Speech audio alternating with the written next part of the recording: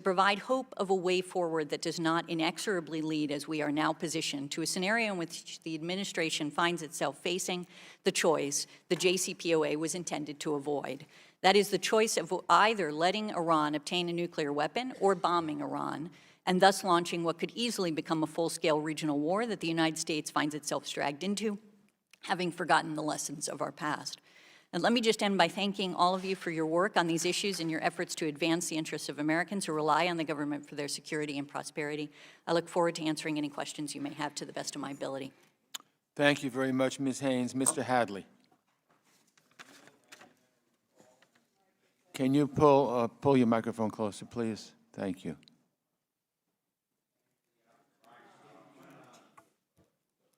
I've lost my testimony skills. I apologize. Thank you for the opportunity to appear before you today. To provide context for today's hearing, I would like, if I may, to describe briefly what appears to me to have been the underlying dynamic that led to the recent confrontation between the United States and Iran in Iraq. In the fall of last year, Iraqi citizens across their country demonstrated in massive numbers. They protested what they saw as the corruption, sectarianism, and ineffectiveness of their government. They protested the overweening influence that Iran exercises in Iraq both directly and through Iranian-backed militias. At least 2 Iranian consulates in Iraq were attacked and burned. Demonstrations, even in the Shia South, called for Iran to leave Iraq, chanting, "Out, out, Iran." Beginning last October, Kataib Hezbollah, an Iranian-backed militia, began an escalating series of attacks on Iraqi military bases hosting U.S. forces. I believe Kataib Hezbollah would not have acted without the approval of Iranian authorities in general and Qasem Soleimani in particular. And I believe this military campaign was a cynical effort to change the conversation within Iraq and to shift attention from the issue of Iranian influence to the issue of the U.S. force presence, and ultimately to get U.S. forces thrown out of Iraq. The campaign escalated until a U.S. contractor was killed, at least 4 U.S. service personnel were wounded, and the U.S. Embassy in Baghdad was attacked and partially burned. Some commentators will say that striking Qasem Soleimani, in doing so, the United States fell into Kataib Hezbollah's trap. But what was the alternative? The United States could not just stand by while its military and diplomatic personnel were attacked and killed. The U.S. administration clearly believed that striking Soleimani was so unexpected and so significant both militarily and politically that it would cause Iran to abandon its campaign against U.S. troops and diplomats in Iraq. We should all hope that it has that effect. The problem was that the strike occurred in Iraq. The fear of becoming the central battleground in a military confrontation between the United States and Iran is being used to justify calls for the expulsion of U.S. forces from Iraq. But a U.S. withdrawal would only reward Kataib Hezbollah's campaign of violence, strengthen the Iranian-backed militias, weaken the Iraqi government, undermine Iraqi sovereignty, and jeopardize the fight against ISIS, a terrible outcome for both the United States and Iraq. To keep U.S. forces in Iraq, Iraqi authorities will have to manage the domestic political fallout from the strike on Soleimani. The U.S. administration and the Congress can help by making public statements reaffirming that America respects the sovereignty and independence of Iraq, that U.S. forces are in Iraq to train Iraqi security forces and to help them protect the Iraqi people from a resurgent ISIS, that the United States will coordinate with the Iraqi government on matters involving the U.S. troop presence, that so long as U.S. troops and diplomats in Iraq are not threatened, America's confrontation with Iran will not be played out on Iraqi territory, and that the United States supports the aspirations of the Iraqi people for a government that can meet their needs and expectations and is free of corruption, sectarianism, and outside influence. After Iran's recent missile attacks in retaliation for the strike on Soleimani, both Iran and the United States appear to have stood down militarily. Despite some tough and uncompromising statements, both sides have said they want to avoid war and have left the door open for negotiations. Neither Iran nor the United States appears positioned or inclined to mount a diplomatic initiative, so that role must be played by third parties. The European countries that participated in the JCPOA nuclear deal America's regional allies, and even Russian President Vladimir Putin are all potential candidates. Iran's current policy is going nowhere. New economic sanctions imposed by the U.S. administration could reignite the massive public demonstrations that Iran put down last fall only with brutal force. Iran's leaders in the past have been pragmatic when their hold on power was threatened. However, grudgingly, they may decide that negotiations are the least bad option. For its part, the U.S. administration still says that its goal is to begin negotiations to address Iran's nuclear, ballistic missile, and regional activities. Now may be the time to give diplomacy a chance. Thank you. Thank you very much, Mr. Hadley. This committee has received a lot of conflicting information about the killing of General Soleimani, but we have not received any evidence showing that this strike or any other strike was necessary to prevent an imminent attack. Never mind an attack on 4 U.S. embassies, as the President is now claiming. To make matters worse, Secretary of Defense Esper says he doesn't have any evidence of threats against our embassies either. So, Ms. Haynes, let me ask you, as someone with significant experience on security matters like this, does it make sense to you that a military airstrike would be planned and carried out if the Secretary of Defense was unclear about why it was needed? Does it make any sense to you that if this strike was indeed necessary to save 4 embassies from attack, the administration officials would have left this out of their official justifications? And shouldn't we have heard about a variety of demonstrable steps at those embassies to prepare for an attack? So what do you make of these claims by the President? Ms. Haynes. Thank you, Chairman. I do think the number of conflicting comments being made by senior administration officials about whether or not there was, in fact, any threat and the degree of the threat that was being faced are really concerning. And I think all of you obviously have access to classified information that I don't have access to, and I can't tell you whether or not there's some story there that provides a basis for the action that was taken. But what's in the public realm does not add up to imminence as I have understood it and as I've applied it both as a lawyer and a policymaker within government. And I think it is particularly important when you take an action like this to be as transparent and frankly to have as consistent of a message coming out of the government about why it is that we felt it was absolutely necessary to take this action.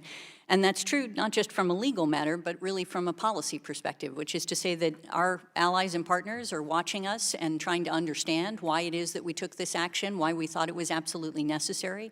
And so is, you know, as has been noted, I think repeatedly by all of us, so has Iraq, wondering why that is, and we would not have had the legal basis for taking an action against Soleimani in Iraq without their consent, without it being an imminent threat, and they want to know what that imminent threat is, and nothing that's been said really backs that up. Thank you, sir. Thank you. As I mentioned before, I won't mourn the loss of Qasem Soleimani. He was a bad guy. He had the blood of our military and thousands of Syrian civilians on his hands. He fueled the Yemeni civil war, and he imprisoned the people of Lebanon through Iran's support of Hezbollah. What concerned me about the escalation against Iran was how it seemed to overlook unintended but predictable consequences. Dr. Haas, you outlined several consequences in your testimony, from Iran's withdrawal from its constraints under the nuclear deal to a possible premature U.S. troop departure from Iraq. So let me ask you this. What should the Trump administration do to de-escalate regional tensions, and what could the administration do to help ease the tensions with Iran and move toward diplomacy? Well, thank you, sir. I actually think there's something of an opportunity now for diplomacy. Steve Hadley ended his statement saying this was the time. I think the sanctions have had much more of an effect than people predicted. I've done several books on sanctions, and I underestimated, quite honestly, what unilateral sanctions in this regard could accomplish. I think also the Ukrainian air tragedy has built on already discontent within Iran, the sense that the government there is putting too much into guns and not as enough into butter. Up to now, we haven't really given the Iranians a diplomatic option. Secretary Pompeo's May 18, 2018 speech, to me, had all the features of an ambitious grand bargain. I took it as a non-starter. To me, it was tantamount to regime change or capitulation. What I think we ought to do, it could have been done conceivably if we had stayed in with the JCPOA, which would have been to try to get an extension of the so-called sunset provisions, but that's over for now. So I think we ought to go public, as I said, with a modified agreement. And we can decide whether the constraints on nuclear activity, centrifuges and enriched uranium are open-ended or for 3 decades, 4 decades, what have you. We can decide whether to bring missiles into it, which I would do. And I think we ought to talk about the degree of explicit sanctions relief that would accrue to Iran if they would sign up to that kind of an agreement. And I think we would find the allies would support us. Indeed, today's newspapers have stories about the allies being concerned about Iran's breakout from the JCPOA. So I think we would have significant multilateral backing there. And I think even the Russians and the Chinese would be attracted to something that would be diplomatic and change the momentum. So I think the time is right to put forward an initiative. And again, I think, there's an interesting episode in Iranian history, which is the late 80s. And the then supreme leader accepted an outcome to the Iran-Iraq war that he said he would never accept, but he said, this is like poison to me. But the supreme leader accepted it because he thought it was essential at the time to save the 1979 revolution. And it's just possible that we are approaching a moment in Iranian history where these sanctions are having sufficient impact, where there might be a greater willingness on the part of the Iranian authorities to compromise, particularly with the pressure from below in the street. I could be wrong, I don't know, but I would test it. And I think we ought to put forward a diplomatic initiative, and I think that'll be clarifying. We'll learn a lot about this Iranian government and the current context about whether there's the possibility of a deal. If not, then we can deal with the consequences about how we deal with their nuclear, missile, and regional programs.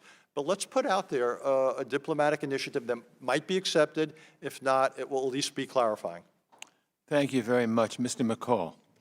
Thank you, Mr. Chairman. Really, since the maximum pressure campaign was launched, we've seen a more and more provocative Iran. And since last October, as Mr. Hadley talked about, mounting strikes, one against a U.S. drone.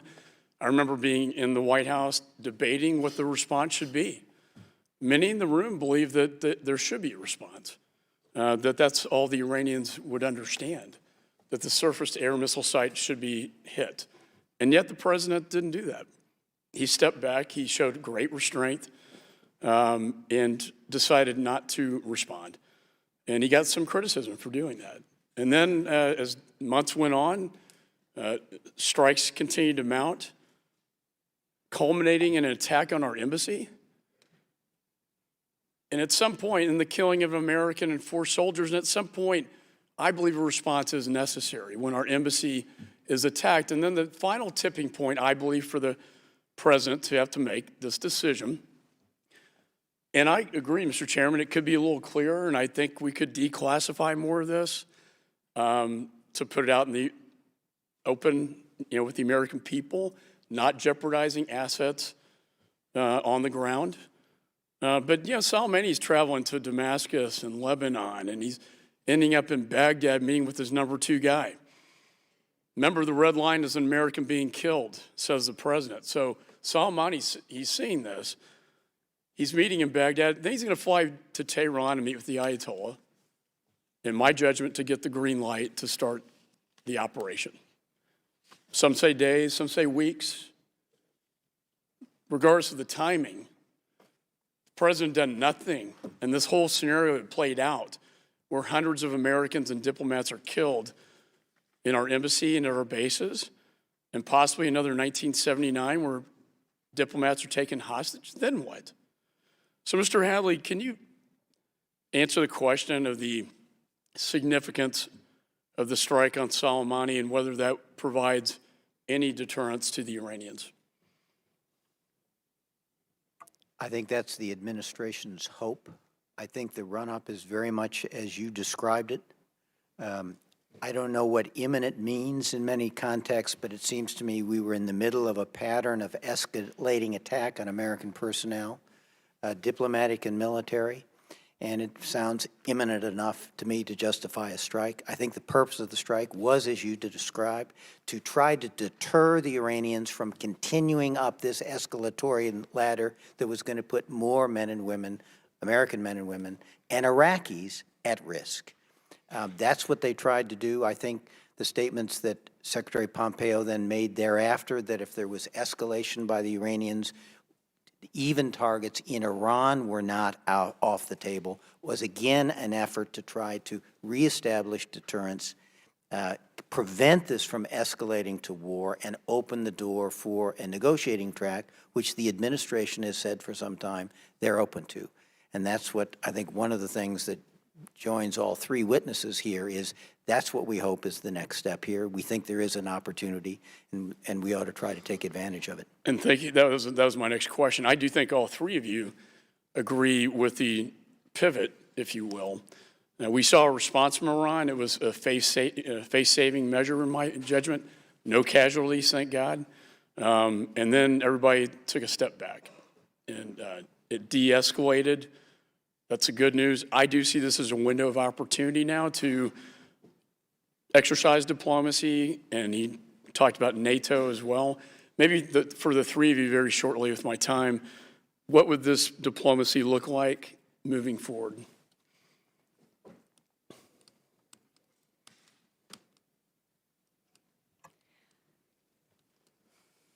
I think primarily it is actually putting forward what it is that the administration would be interested in reaching a deal on. I think that's a critical aspect of the next step of diplomacy, because right now I think what has been described is really a non-starter. I don't think, I suspect none of us would disagree on that point with the Iranians, and I think one of the challenges that's going to that the administration will face at this point is actually getting the Iranians to the point of being willing to engage in discussions in light of what they've put on the table as such a non-starter. So I think there's got to be a process that you need to start to pull them in, essentially, into in order to do this. Thank you. The real concern is the way that this response was done. In other words, the weight, in some respects, the stepping back encouraged them to do more instead of having a response that was done early on. And then when there was a response, it was so escalatory that I think it created a situation that makes it more challenging to go down this road now than it was before. Well, I think the chairman and I do agree the world's safer without this man. He was a mastermind of terror. He killed a lot of Americans and wounded soldiers like Mr. Mast in front of me, who doesn't have his legs anymore. And so I don't have a lot of sympathy for the man. With that, I yield back.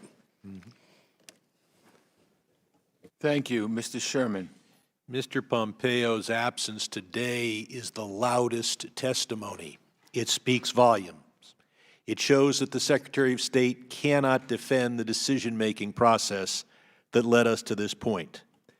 Cannot defend a process in which apparently the President did not hear from experts on what effect this would have on politics in Iraq. Apparently, the President did not focus, as Dr. Haas pointed out, the importance of the Iranian street and the willingness of the Iranian people to endure these sanctions rather than to demand that their government change or that they change their government. Apparently, the President heard from no experts on the politics of Europe, or the economics or politics of Iran or Iraq. And apparently the President did not hear from any experts in Shiite Islam about what the effect would be of creating a martyr in front of a people whose religion's foundational event was the martyrdom of Imam Hussein 1,300 years ago. The Secretary of State cannot defend a process in which Lindsey Graham is given advance notice on a golf course But the group of 8 congressional leaders, a group that has never leaked, is not given advance notice. He cannot defend a process where a disdainful tweet is treated by the president as official notice that he may take future military action. He cannot defend a process in which Congress is not told in classified briefing that 4 embassies were targeted, but he's free to tell a rally in Toledo. The only defense there might be he might have been lying in Toledo. So the Secretary's failure to come here speaks quite loudly about a presidential decision-making process that was shallow, simplistic, and disdainful. The effect of this attack was to undermine our support in Iraq, and it was to strengthen the regime in Iran and allow it to continue its policies notwithstanding our sanctions. But then an intervening and unpredicted event occurred. We helped the regime by creating 1 martyr. The regime just created 176 martyrs. Ukraine Air 752 was shot down, and now the regime has arrested a few people, we don't know whom, or at least I don't know whom. They will try to focus on some enlisted man who pushed a button with only 10 seconds to make a decision. What they will try not to focus on is the ministerial level decision not to ground or even alter civilian air traffic, knowing that they had put their air defense system on hair trigger alert. And what they know they won't focus on is the decision by the top regime officials to lie to the Iranian people when they knew the truth. I'll ask any witness, but particularly Mr. Hadley, and I know we were talking about this earlier, a more authoritarian regime might have lied to its people longer. But I think it's clear to the world that the plan they had was to lie, and then there was just too much evidence in the hands of Ukrainians and others. Who could the decision to lie to the Iranian people and keep lying as more and more evidence got to the top leadership, could that have been made by anyone other than at the highest levels of the Iranian government? I don't think we know how this sorted out. Clearly, the IRGC, which is a very powerful force in the Iranian administration, in the Iranian government, was going to take the fall for this because it was their forces that essentially shot down the airplane. And unfortunately, it's a very natural human reaction to sort of lie and deny when you've been caught in a bad action. And I think that was their reaction. I think it's going to be very interesting to watch. But would not the Supreme Leader have known within 24 hours of the downing of the plane that, in fact, Iranian forces had brought it down? I don't know. I can't answer that question. And does anyone here know who the Iranians have arrested so far, or at what level or rank? I believe my time has expired. Thank you, Mr. Sherman. Mr. Smith. Thank you, Mr. Chairman. Mr. Chairman, according to ABC News, General Mark Milley, chairman of the Joint Chiefs, said, and I quote, December 27th attack on the Iraqi base near Kirkuk that killed a U.S. civilian contractor and wounded several U.S. and Iraqi forces was designed and intended to kill, and Soleimani approved it. I know that 100%, he said. He also said, as my colleague, the ranking member said a moment ago, that not to have acted would have been culpably negligent. Former Obama Homeland Security Jay Johnson said that Soleimani was a lawful military objective. And of course, Mr. Hadley, today you said the U.S. could not just stand by while its military and diplomatic personnel were attacked and killed. Mr. Chairman, Soleimani, and let's not forget this, is directly responsible for killing over 600 Americans and disabling thousands more. He's directly responsible for massive death and injury of innocent civilians in the region. He is a was a mass murderer. In the last 2 months alone, he orchestrated 11 attacks on U.S. troops in Iraq, killing an American contractor, as we know. Mr. Chairman and Mr. Haas, one of your colleagues said that according to the Council on Foreign Relations, no president, we're talking about President Obama, used drone strikes more than President Obama, who ordered 542 drone strikes, killing an estimated 3,797 people, including 324 civilians. Yes, they weren't as high a target. They weren't of a mass murder of the caliber and of the degrading influence that Soleimani has had, both in the region and in his own country. You know, the 1,500 people that were killed protesting, demanding democracy, demanding a change, they showed them no mercy. He showed them no mercy. Let me just ask a question, if I could, with regards to the money that was gleaned by Iran as a result of the Iranian, American, and European nuclear arms deal. I had asked Secretary Lew back in July of 2015, how much are we really talking about? The BBC recently said it was $100 billion with a B. The New York Times suggested $100 billion. He said it was $115 billion theoretically, but probably closer to $58 to $59 billion. I don't know what it is. You know, we don't have a clear sense of that, but that's a lot of money if that's how much it was. So my question is, how much money did Iran actually get? How much of that was deployed to fund terrorism, including the procurement of weapons, to pay the IRGC troops, the Quds Force, which has massively expanded their operations? Did Soleimani and other terrorists personally benefit when all of that money was sent in crates on pallets, $1.7 billion, smaller bills? Who got that money? Where did it go? I've asked that question. Many of my colleagues, both sides of the aisle, have asked that question.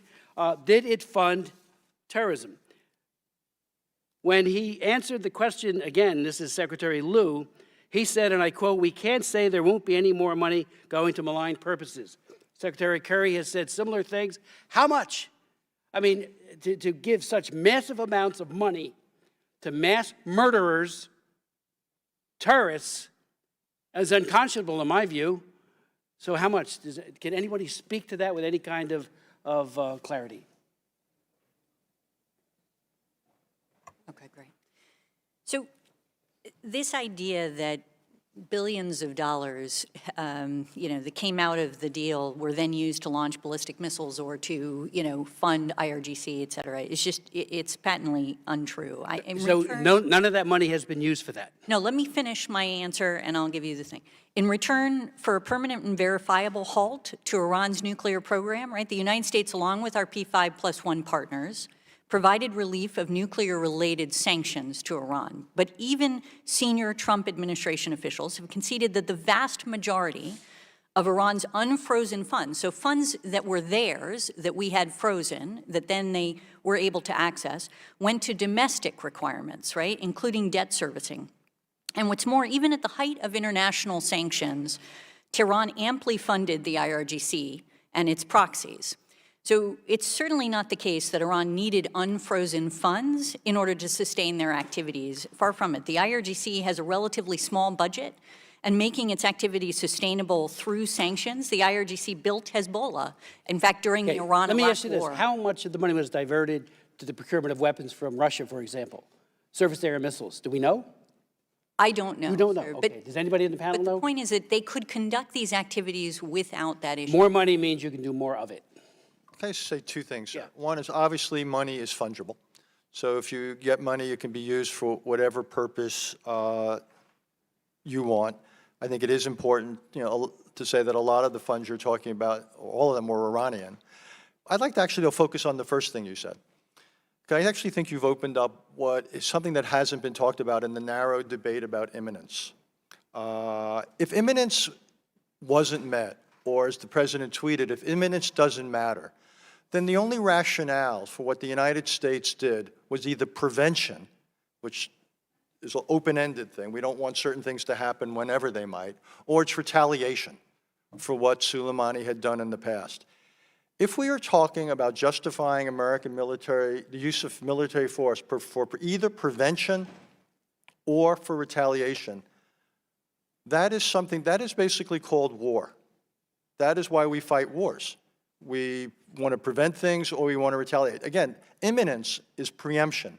Under international law, under the UN Charter, that gives you the right of anticipatory self-defense. It's a special category. It's when you hit a missile just when it's about to be launched. You get an airplane when it's about to take off. But to do either retaliation or prevention is a big step. I'm not saying it's wrong. I'm just saying it's a big step. It would be the kind of thing we would do against Iran conceivably. If all of our arms control efforts failed, Iran was developing a nuclear weapons program, and we said we have to stop it. It's the kind of thing that Israel did against both Iraq and Syria. Those were preventive strikes. It's a big step we have to think about. All I'm saying, and I think for Congress and for this committee, as I understand the AUMFs and all that, we do not have at the moment authority to carry out preventive or retaliatory Then on that steps. point, and I know my time is over, but Jay Johnson said that Soleimani was a lawful military objective. You don't agree? I do not agree because he is. He was in Baghdad. He was an agent. He's an agent of a state, of a country. If not he a were terrorist. if he were simply working for a terrorist organization, then we have all the authorities we want. But as an official of the Iranian government, who's using terrorist-like tactics, He was as a designated a tool, terrorist under the Obama administration. and I have questions about the validity. I think that we have to be careful. He is an agent of a state. I'm not saying it was right or wrong. All I'm saying is it's a big step, and we should think about, we may want to do it, we may not want to do it. But the idea of using military force for preventive or retaliatory reasons against officials of the Iranian government or against Iran directly is a big step for the United States. And I think it's Thank something you. that this committee and the Congress more broadly ought to contemplate the pros and cons of doing it. Thank you, Dr. Haas. Let me say before I call on Mr. Meeks that it really is false to compare the legality of strikes against al-Qaeda, including against Osama bin Laden, with the killing of Iranian officials, because Congress specifically authorized strikes against al-Qaeda after 9/11. We've never authorized strikes against Iran, and to say otherwise is just not factually correct. Let me call on Mr. Meeks. Thank you, Mr. Chairman. And thank you, Dr. Haas, because that's exactly where I was wanting to start my thoughts, because clearly the administration initially thought that they did not have the authority to do the strike other than utilizing the fact that there was an imminent threat.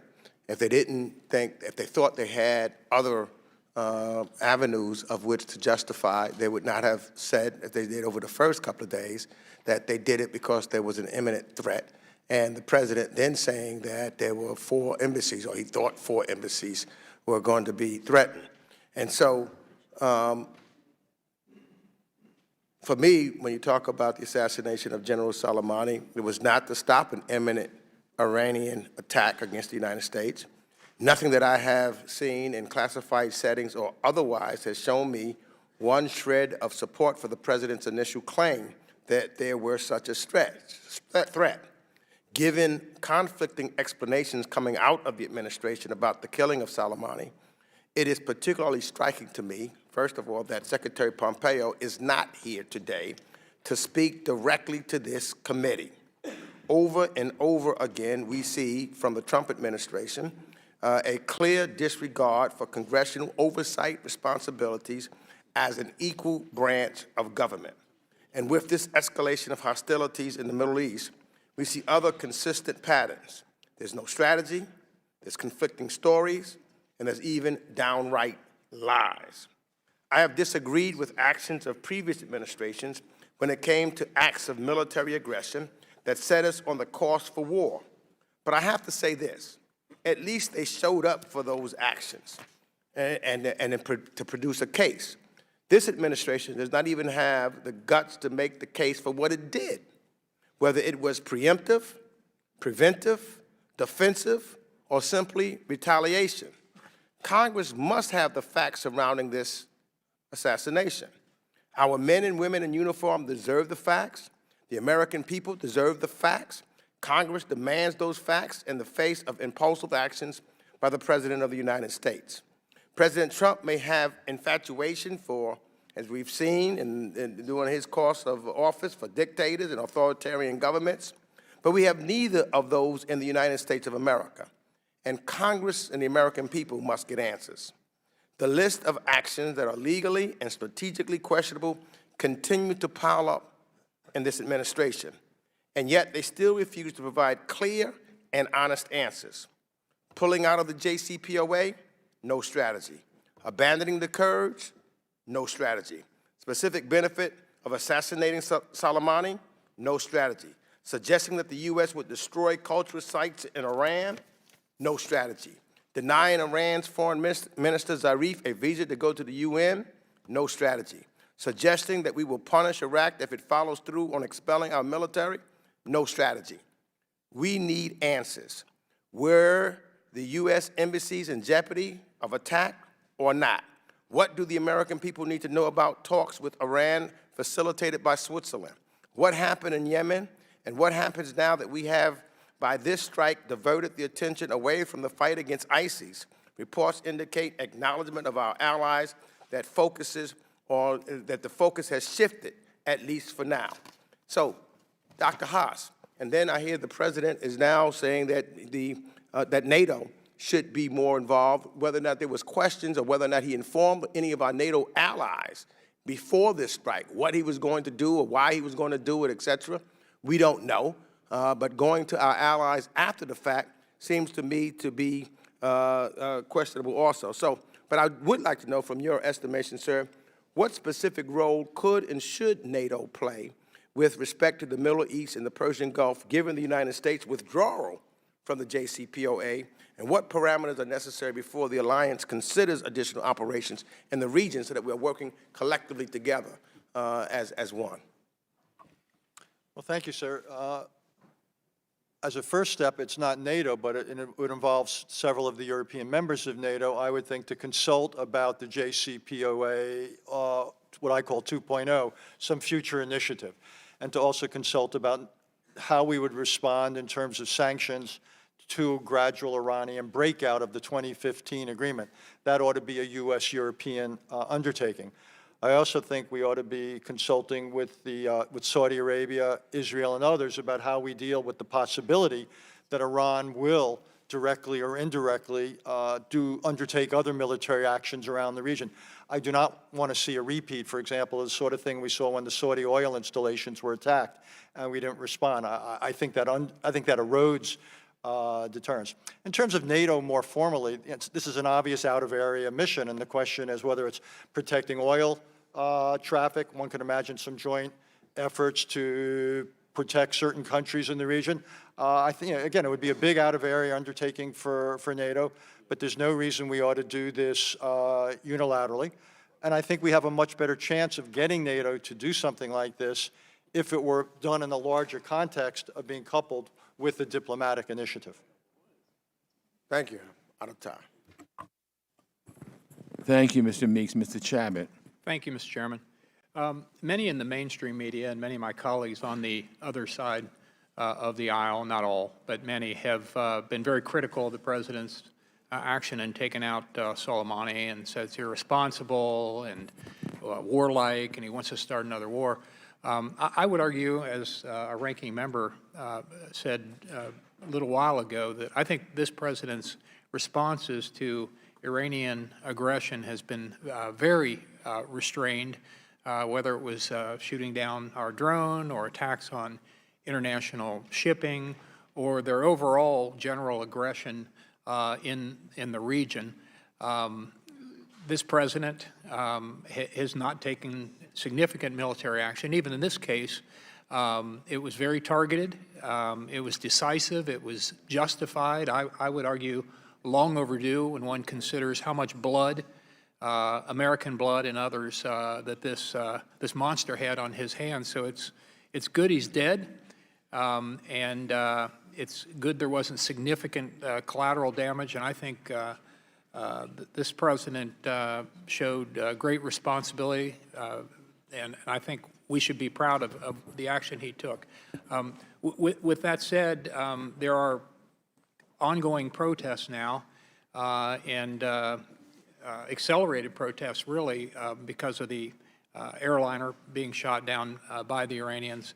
And the previous administration, of course, got some criticism during the Green Movement, when the people were protesting and they were put down most viciously and aggressively by the Iranian government at the time, and that there should have been a more significant American response. Of course, the argument against it is then the government uses that against the people that are protesting and says, oh, you're in cahoots with the Americans or whatever. So there's an argument on both sides. But the protesting is ongoing now, and I think all of us, certainly most of us, would like to support that.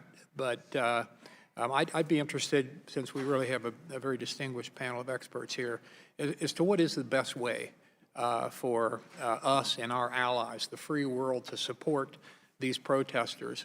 Because as the President has said, his beef is with the mullahs and this government which represses the Iranian people, not the Iranian people. We're on their side of the people. So what can we do to assist them? And I'll just go to Mr. Hadley, and we'll just go down the line. It's a very good question. It's tricky because one of the things authoritarian regimes do when there are demonstrations against them is to blame it on outside powers. Right. And so anything we will say will be used as evidence that, aha, the Americans are behind these demonstrations, and to try to discredit them. That being said, I think the administration is right, and prior administrations have tried to make it clear that we are on the side of the Iranian people, for a government that is more accountable, a government that is paying attention to their needs, that provides better prosperity, security, and a brighter future for them. We ought to be very clear about that. And at the same time, disparaging them by saying, the government, by saying instead of operations in Syria, Lebanon, and Iraq, the Iranian government ought to be taking care of the people at home. We ought to make that very clear. And the third thing we ought to make clear is that, and I think we can, and hopefully get other countries to join us in this, there is no justification for a government to use lethal force against peaceful demonstrators. That's a general principle we all should subscribe with, and hopefully that will deter the Iranian authorities from further crackdown on their own people as they demonstrate against the incompetence of their own government. Okay. Thank you very much. Ms. Haynes? Thank you. I fully agree with what Mr. Hadley has said, and would say on that last point, too, that I think one of the things that the administration could usefully be doing now is working with other partners and allies to reinforce that message in order to create the deterrence on that point. I think another thing, honestly, that I believe the administration could do to support the Iranian people is to lift the ban on visas, essentially. So allowing common Iranians to come into the United States actually is critical for us in developing those relationships and in promoting and understanding better the Iranian people and giving them a voice on these issues. Thank you. Thank you very much. Dr. Haas? Agree with all the statements by my two colleagues here. I would think that, again, we should, with an initiative that specifically promised sanctions relief that would help the Iranian people, if only their government would change its ways. It needs to be in public, and I think that would help. I also believe it would help if we were consistent. It looks too opportunistic for the United States to simply single out repression in Iran. Last I checked, it's going on in a lot of other countries around the world. There's been a democratic recession over the last decade and a half. And it would look as though, if we stand up for the Iranian people, and it's part of a consistent policy, it will be taken much more that this is not regime change by another name. It'll look, so if we stand up and we're critical of what the Chinese are doing, what Russia's doing, what's happening in the Philippines, what's happened in Saudi Arabia, we can go around the world. Unfortunately, there's too many places these days. But if we stand up and we make it clear that this is part of a larger policy, that we stand for for rights everywhere, I think that actually will be much better received within Iran. Thank you, Mr. Deutsch. Thank you, Mr. Chairman. We appreciate the esteemed experts being here today. But it is, Mr. Chairman, shameful that the Secretary of State is not sitting before us to answer the questions of the American people. This administration may disregard Congress as a co-equal branch of government, and they may ignore congressional authority to authorize the use of military force, but I would remind the Secretary that we are the elected representatives of the American people. The President is giving more information to Fox News than to members of Congress, but with each new piece of information, the story gets more and more confusing. Conflicting explanations from the White House, the State Department, and the Defense Department should give all Americans pause. Not pause as to whether or not Soleimani was a bad man who deserved his fate. Of course he was, and he did, but pause to question whether this action makes us safer today and in the long run, and to question whether we can believe what the President says in the context of our national security. It is beyond offensive that some, including the President of the United States, suggest that by asking for verification of intelligence after a significant military escalation, and somehow members of Congress who swore an oath to this country are defending a man responsible for the deaths of hundreds of Americans. We have a solemn duty to know that if we are sending American men and women into harm's way, we are doing so because it is the only way to preserve our national security. It is our most solemn duty as elected representatives, and I cannot understand why anyone is surprised that we might want to ask some questions when such an abrupt and escalatory action is taken. Now, my record on this committee going after Iran's malign activities and their support of terrorism worldwide speaks for itself, as does the chairman's and many others who have spent a decade working to prevent the Iranian regime from obtaining a nuclear weapon, spreading terrorism, and destabilizing an entire region, and violating the human rights of its own people.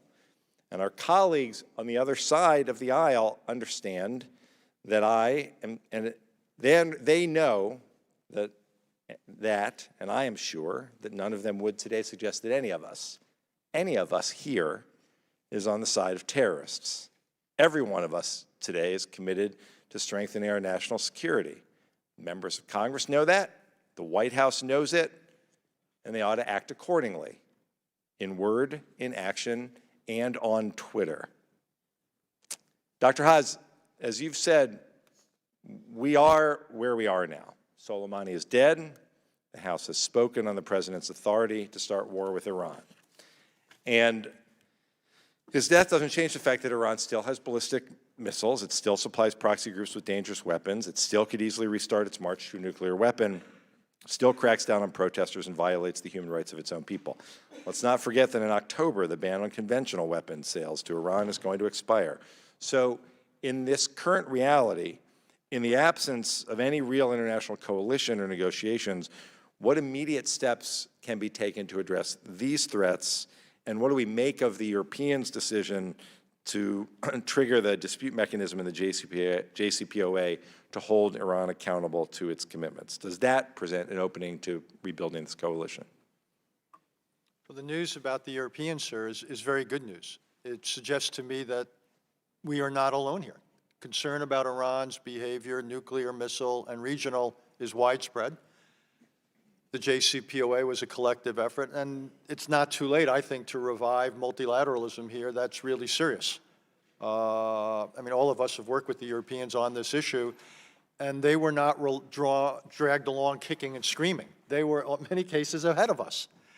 So I think we've got real partners there on dealing with Iran, and I think there would be tremendous support for some type of an initiative that built on the JCPOA and extended some of the constraints on Iran, again, in exchange for a degree of sanctions relief. I actually think there'd be a lot of openness to that idea. I think what we were just talking about a minute ago, there's tremendous concern about human rights and political situation in Iran. So I think we'll find that we're knocking on an open door there in some type of a collective effort. So I would work on that front. The other thing I think you heard from all three of us is the importance of repairing the U.S.-Iraqi relationship. I mean, think about it. Qasem Soleimani's principal goal was to drive the United States out of Iraq. Why in the world would we want to facilitate his success there after his death? We ought to make sure that doesn't happen. And Steve Hadley gave, I thought, a lot of good ideas about ways we could signal, almost to help the Iraqi government manage the Iraqi politics. We could also look at some creative things. When I was in the Pentagon years ago, when we were building what became Central Command, we used to look at the idea of presence without stationing. There's ways to have a regular force presence without necessarily having forces be permanent. This may help the Iraqi government manage the politics of it without a serious diminution of our capabilities. So it may be impossible to go back exactly where we were with Iraq, but it has got to be a strategic priority of the United States not to allow Iran to really make, to put it bluntly, to Finlandize Iraq. We ought not to let that happen. It need not happen. And we don't want to see groups like ISIS start up again, basically resume their business. We made so much progress in Iraq. Whatever you thought of the 2003 war, we made a lot of progress there. To throw it away over this seems to me really self-defeating and counterproductive. It's not too late, but we need to get on it. Thanks, Dr. House. Thank you, Mr. Chairman. Thank you, Mr. Deutsch. Mr. Wilson. Thank you, Mr. Chairman.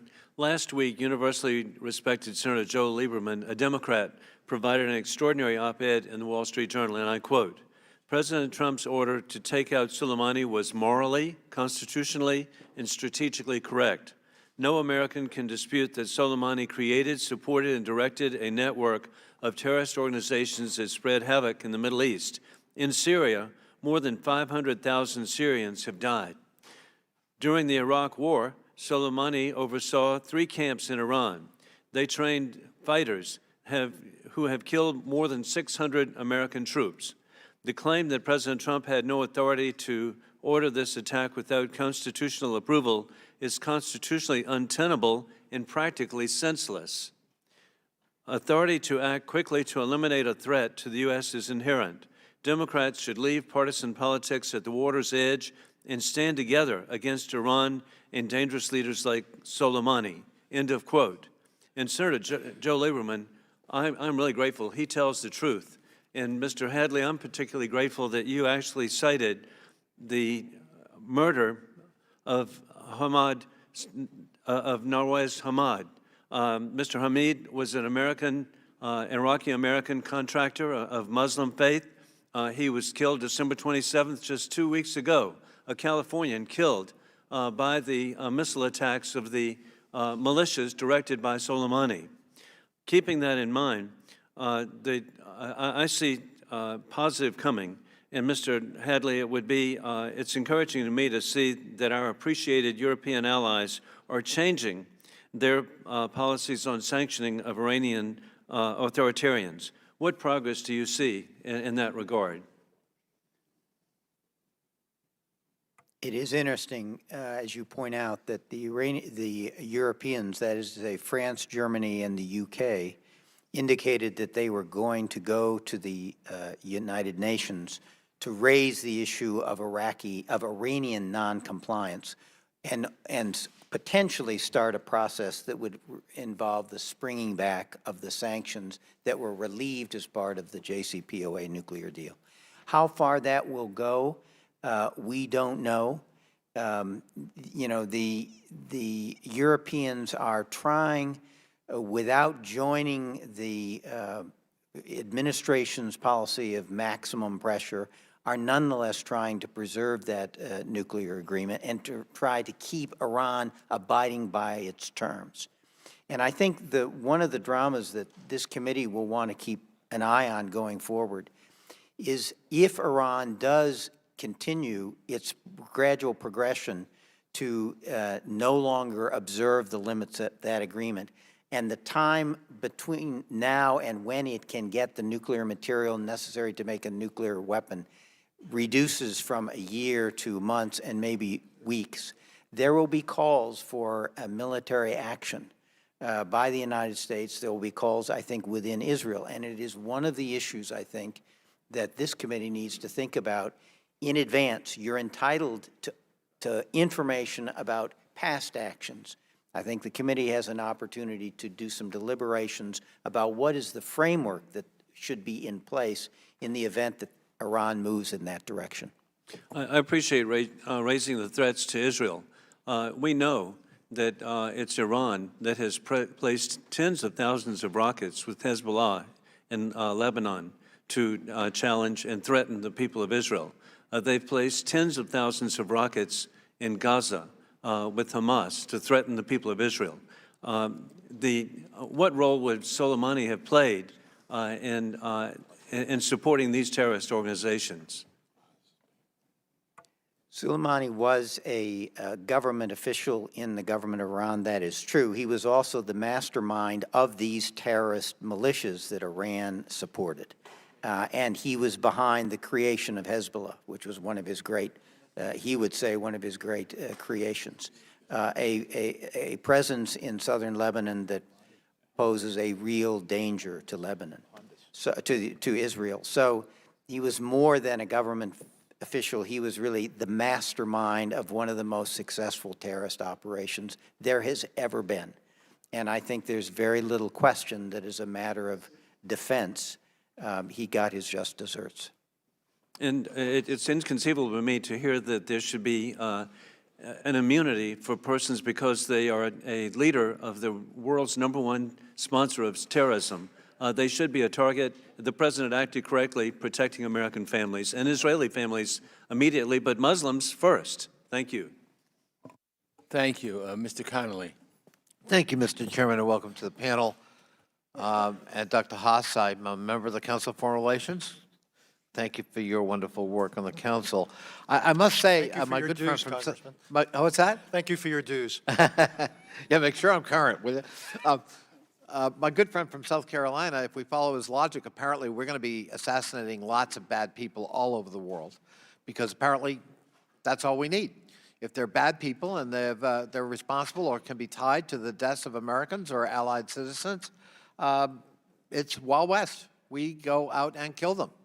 And by the way, without a howdy-do from Congress and without any kind of real coherent rationalization to Congress or to the American people, and the consequences be damned. Let's not even talk about the consequences. Sometimes somebody can be a bad actor that in an ideal world we might want to take out, but we got to look at the consequences of doing so, none of which happened in this case, and that's why we're having this hearing. And I understand that in wanting to justify or defend the president's actions, we might get carried away a little bit, but I don't know, Dr. Haas, if you want to comment, but I'm one of these people who looks at the fact that Article 1 in the Constitution is about the powers of Congress, and it's Article 1, not Article 8, for a reason.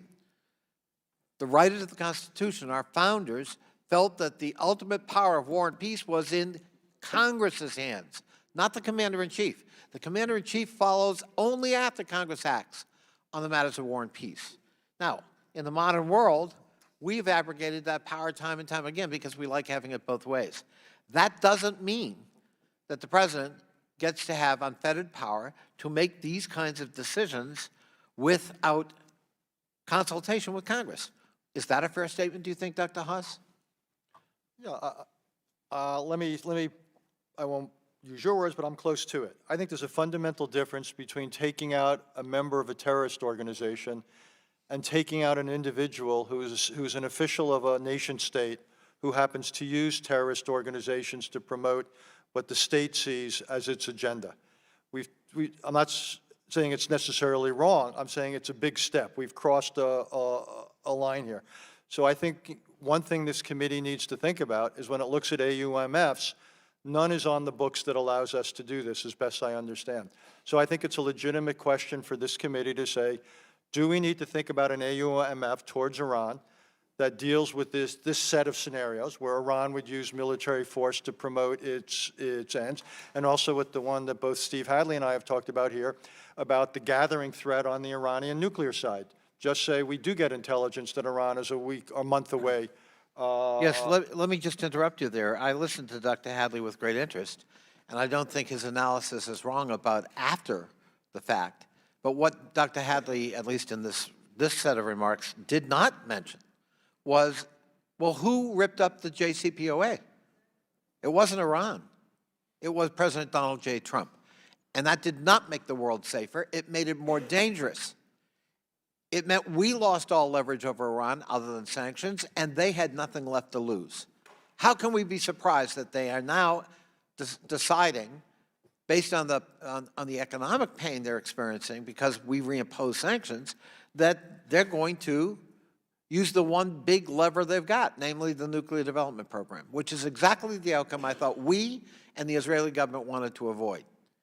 Well, I don't think we can be surprised. As I said in my statement, we practiced economic warfare. They can't respond symmetrically, so they respond asymmetrically with the only kind of warfare they provide.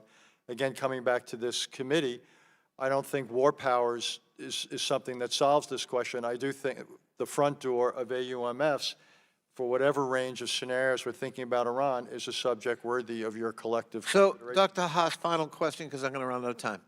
The assertion's been made here multiple times that the world is a safer place without Soleimani in it. What about the other side of that coin, though? What about the fact that actually by assassinating Soleimani, perhaps unwittingly, we've made the world actually a more dangerous place, not only for Americans, but for the region?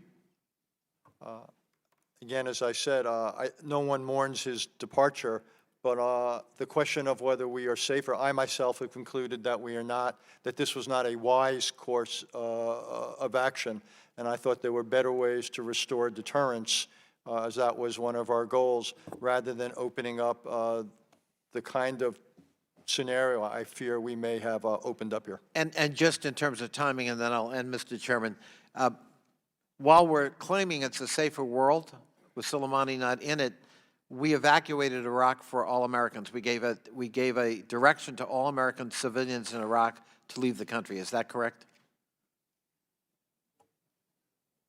I don't know the details of the State Department warning, sir, so I just don't know the explicit nature of who was advised to... Right after it happened, the State Department urged all Americans, civilians, to leave Iraq immediately, whether by air or by land, and put Americans in the region on high alert. So much for a safer world. I yield back. Thank you, Mr. Connolly. Mr. Perry. Thanks, Mr. Chairman. Anybody on the panel believe that Iran is seeking a peaceful nuclear program for which to generate power, medical devices, et cetera? Anybody on the panel believe that? Hello? I'll just speak, if you want a verbal answer, my short answer is no. I think they want to keep the option of having a military program very much alive. Any reason to have a heavy water reactor and enrich plutonium if you're going to have a civilian nuclear program? Any reason at all? Yes, ma'am? Go ahead. You want to go ahead? I'll just do, I mean, I have the same view that Dr. Haas presented. I think the question is there a difference between what you're describing, in other words, a peaceful program, which nobody thinks that Iran is really doing this simply for peaceful reasons or for medical isotopes or things along those lines, versus a decision to actually pursue a nuclear weapon, which is the space that we're in right now and that we've been trying to manage, in effect. Mr. Hatt. We know from intelligence that up until 2003, Iran had a covert nuclear weapon program and a covert military run enrichment capability to feed that program, and that they gave it up in 2003 when, after the U.S. invasion in Iraq, they thought they were next. And it raises this point that Iran has responded to threats to the regime to change its policy. I think that's what you saw when they gave up their nuclear, formal nuclear weapon program in 2003. And I think they have continued an infrastructure that gives them the option. And they have kept that alive. Do any of you know what is happening regarding their nuclear program in the military installations and sites that are not inspected by any outside or international agency? None of you know. They could be ready right now for as much as you know, right? They could be ready right now. You can't say they're not, right? We don't think they are, but you can't say they're not.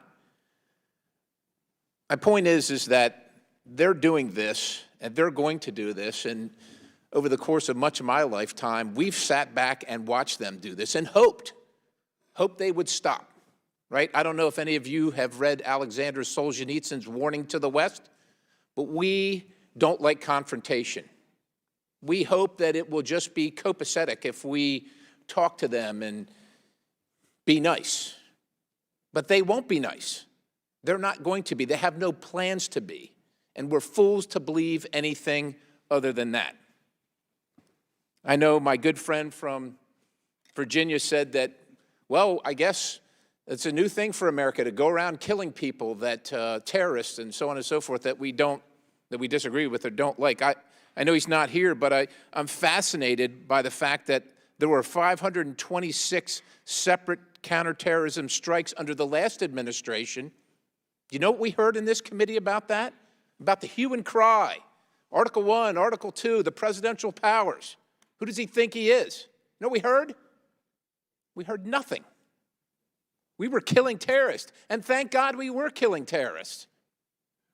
People in this body, people in this building, people in this town send people to war knowing this guy's walking around conducting strikes on Americans, conducting strikes all around the world, killing people, innocent people, combatants, Americans, etc., and did nothing.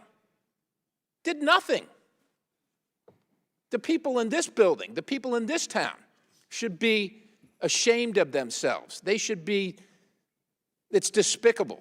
It's unthinkable to me that this president finally did it. Is a ray of sunshine for the world. This guy's a murdering terrorist and should have been taken out. And what about the consequences? Everybody's saying, well, we're escalating. Do you folks know that in the last 2 months, 24 separate attacks on America or America's interests in November, December of 2019? Wake up, everybody. What would it take? How many more lives? Americans had to leave Iraq because Soleimani was killed. Oh, well, I guess you can stay and take your chances. You could do that. This is absurd. This hearing is absurd. This subject is absurd. And quite honestly, the comments from many of the people in this place have never put on the boots, carried the weapon, and defended their country are absurd. We have put people's lives at risk knowing full well that they shouldn't be there because we didn't give a damn to do the right thing to protect them. I yield back. Ms. Bass. Thank you very much, Mr. Chair. I wanted to focus my questions actually on our relationship with Iraq. And wanting, Mr. Haas, Dr. Haas, you did begin to respond to that, and I wanted to ask the other witnesses if they would as well. Given what has happened, what is our current state of our relationship with Iraq? Sure. I mean, I can only respond, obviously, based on the information that I see in the news. And clearly, the strike had an enormous impact on our relationship with Iraq. Iraq has come out and indicated that they did not provide consent for this particular strike on their territory. And it has brought the parliament to the point where they've actually has to vote, calling for the U.S. forces to leave. And we've seen that the Prime Minister has indicated that, in fact, they want a delegation to talk about leaving Iraq. And I think, you know, as Dr. Haas noted, this is, in many respects, exactly what Soleimani had wanted. And as a consequence, we're now in a position where I think it will be likely that it is unsustainable for us to have the presence that we've had. I hope that's not true. I hope that we can, in fact, get through this period with them and that their domestic politics don't erupt in such a way that it makes it impossible for us to stay. And I would like to ask your thoughts, you know, Mr. Hadley, on what it would mean if we left. You know, when I saw the protest and the attack on our embassy, I was really shocked. I have been there, been to the Green Zone. As a matter of fact, I went with my colleague on the other side of the aisle, Mr. Shabbat, and knowing how fortified that area was, to see it penetrated the way it was, it certainly left me feeling like the Iraqi military just basically said, have at it. I mean, I don't see how that could have happened without it. And so why did they do that? And what are the implications if our troops were forced out?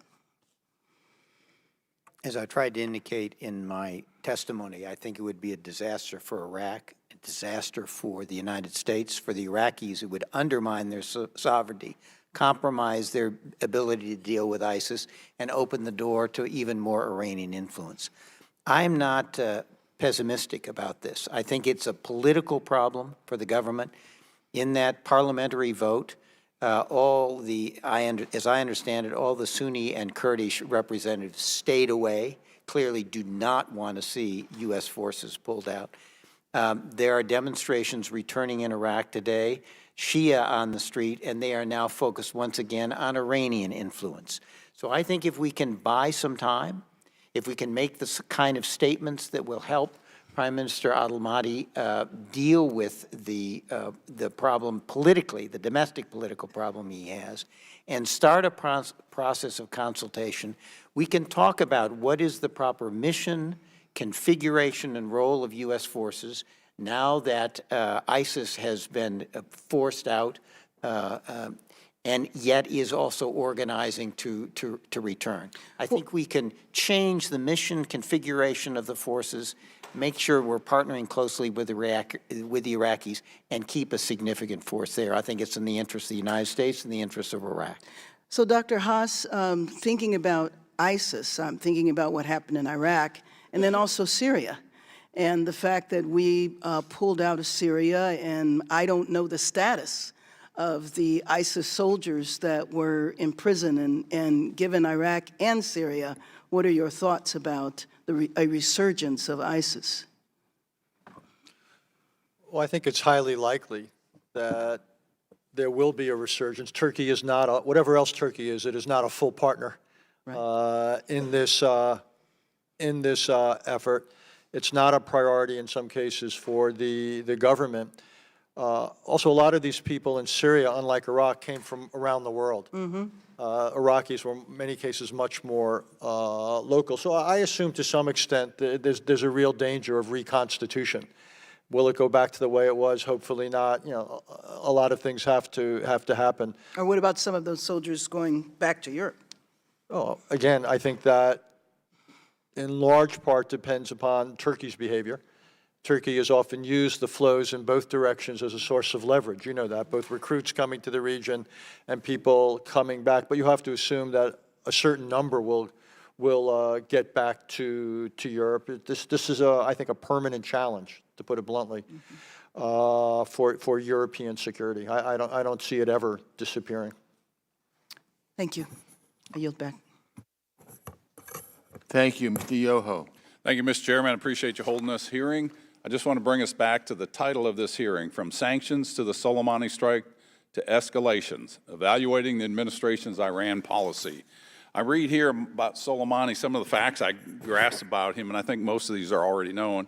He was Iran's top and most powerful general. He joined the Revolutionary Guard in 1979 during the Iranian hostage crisis, which I remember very well.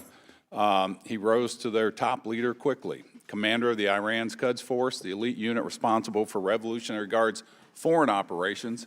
He also was considered a nemesis to the U.S. in the Middle East, with American officials blaming him for the deaths and maiming of thousands of American soldiers and the regional allies. David Petraeus, the former commander of the U.S. force in Iraq, described him as a truly evil figure. Before his death, Soleimani was called a living martyr of the revolution by Iran's supreme leader, Ayatollah al-Khamenei. So he was already considered a martyr for the cause. We just sent him to his rightful place. He did occasionally interfere in Iran's domestic policy. Dr. Haas, you talked about, how Iran, the citizens rose up in 2009. Let me tell you about this guy. In July 1999, Soleimani co-signed a letter warning President then Mohammad Khatami that the Revolutionary Guard would put down large student protests if he didn't. He was a bad player. I mean, nobody's disputing that. I want to pivot over to the JCPOA. We were here when that was negotiated, and I remember very clearly John Kerry saying no deal is better than a bad deal. That was a terrible deal, and I applaud Donald Trump for pulling out of that. How binding was the JCPOA, in your opinion? Well, It was binding because the President of the United States entered into it. We entered into it not unilaterally, but with our allies. So Was it signed by anybody? physically signed, it was signed certainly by the Secretary of State. So he represents the United States. Congress, I think, is a large. It was never voted on. So if I Oh. don't sign an agreement to buy a house or a car, if I don't sign the contract, The fact that it's it not wasn't- binding. No, I disagree with you, sir.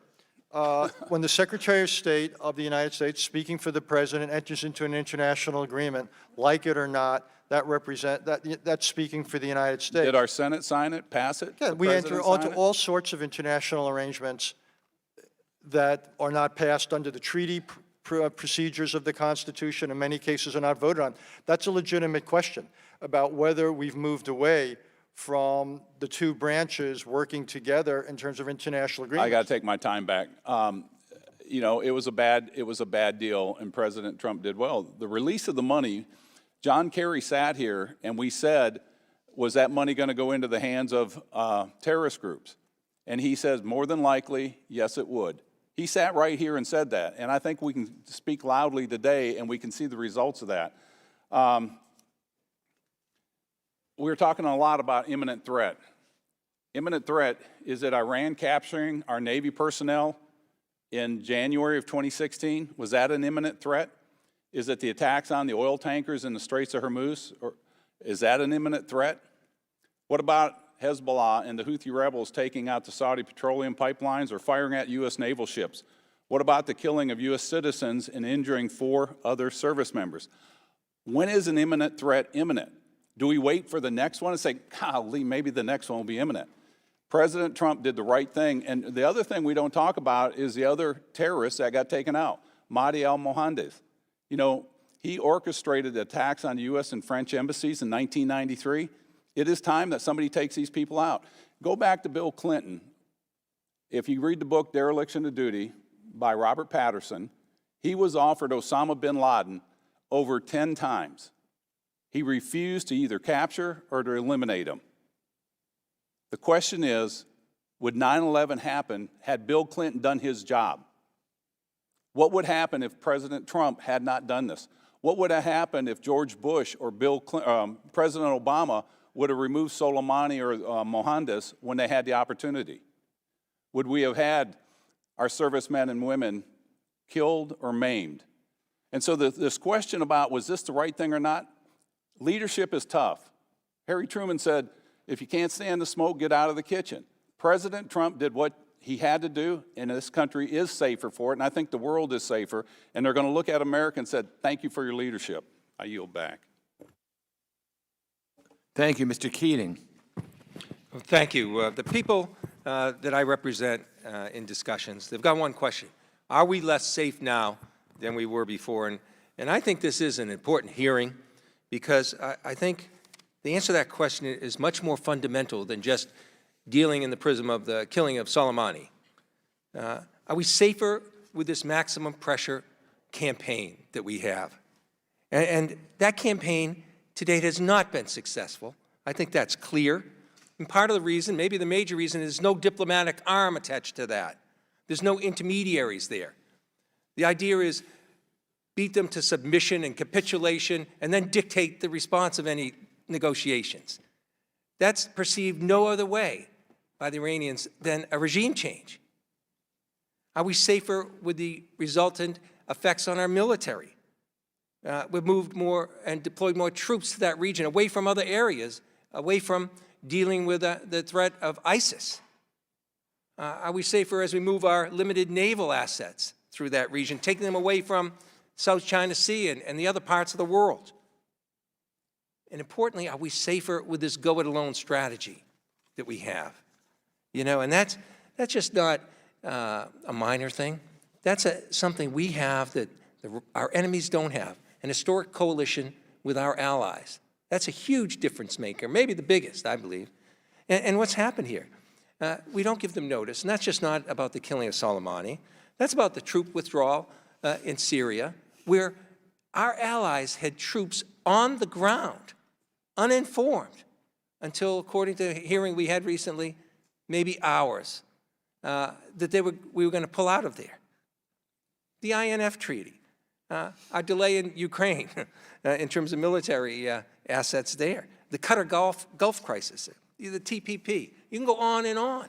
We are just not consulting with our coalition. We're turning our back, making unilateral actions, and then saying, you better get in line.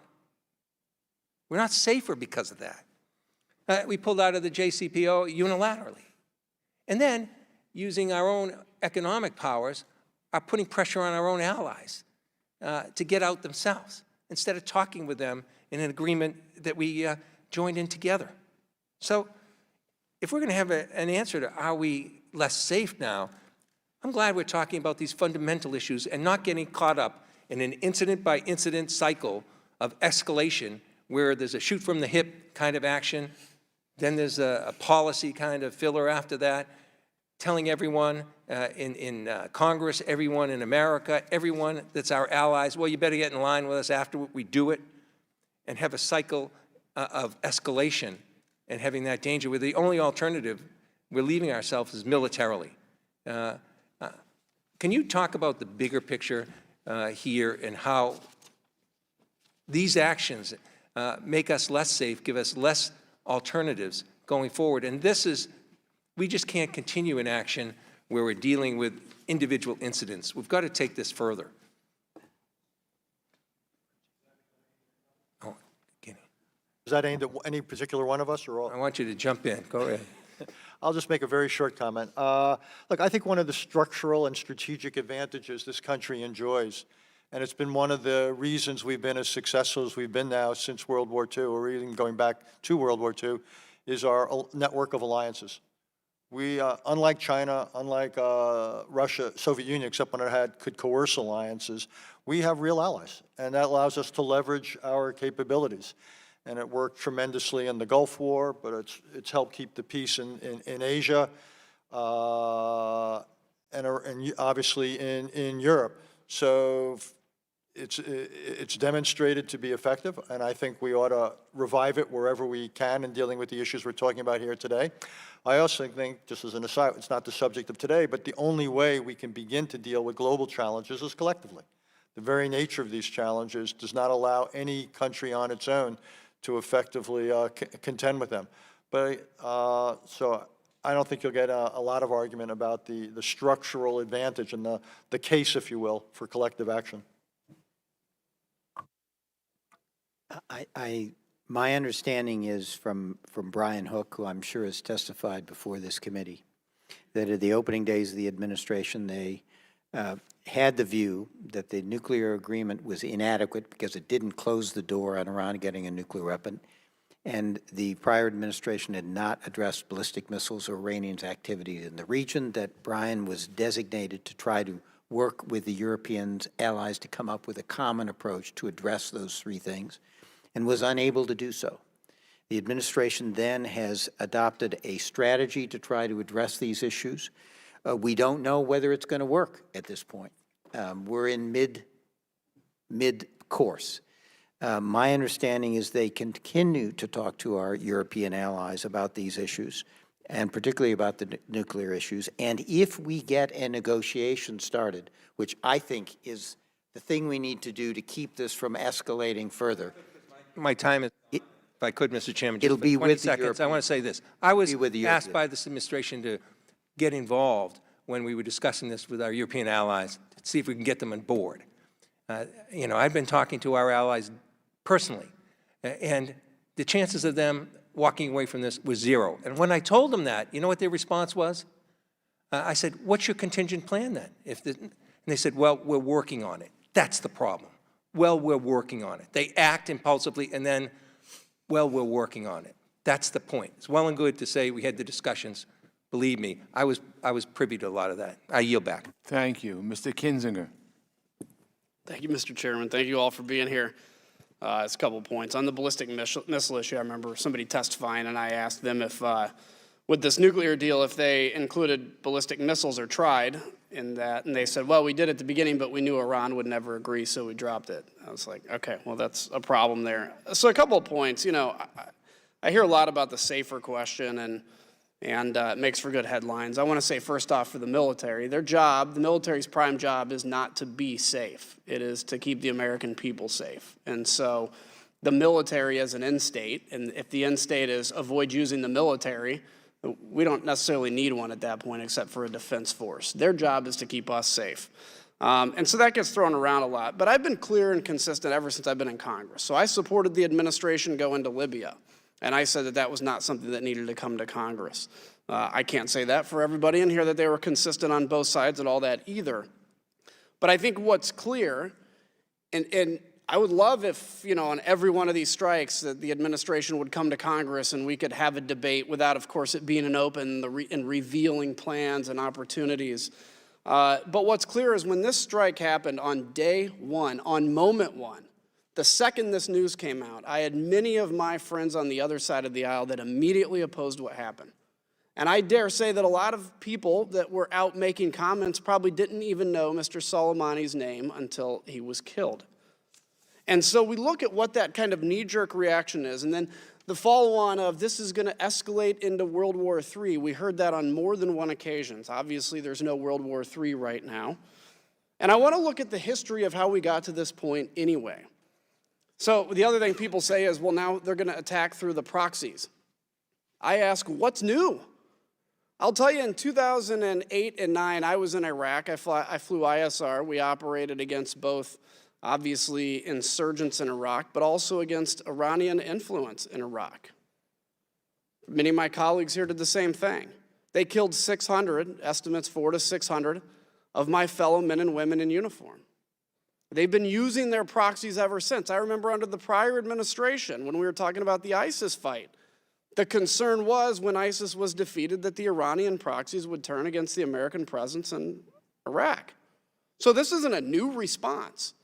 And so what I would argue is if you look over the years of history of Iran, and specifically the years of history of Soleimani, it was nothing but attacks and provocations against the United States of America. In fact, many of us on both sides of this aisle were actually upset with the administration for not responding to its, they say drone attack. It's the equivalent of the economic damage of destroying 10 F-16s, by the way, because of the cost.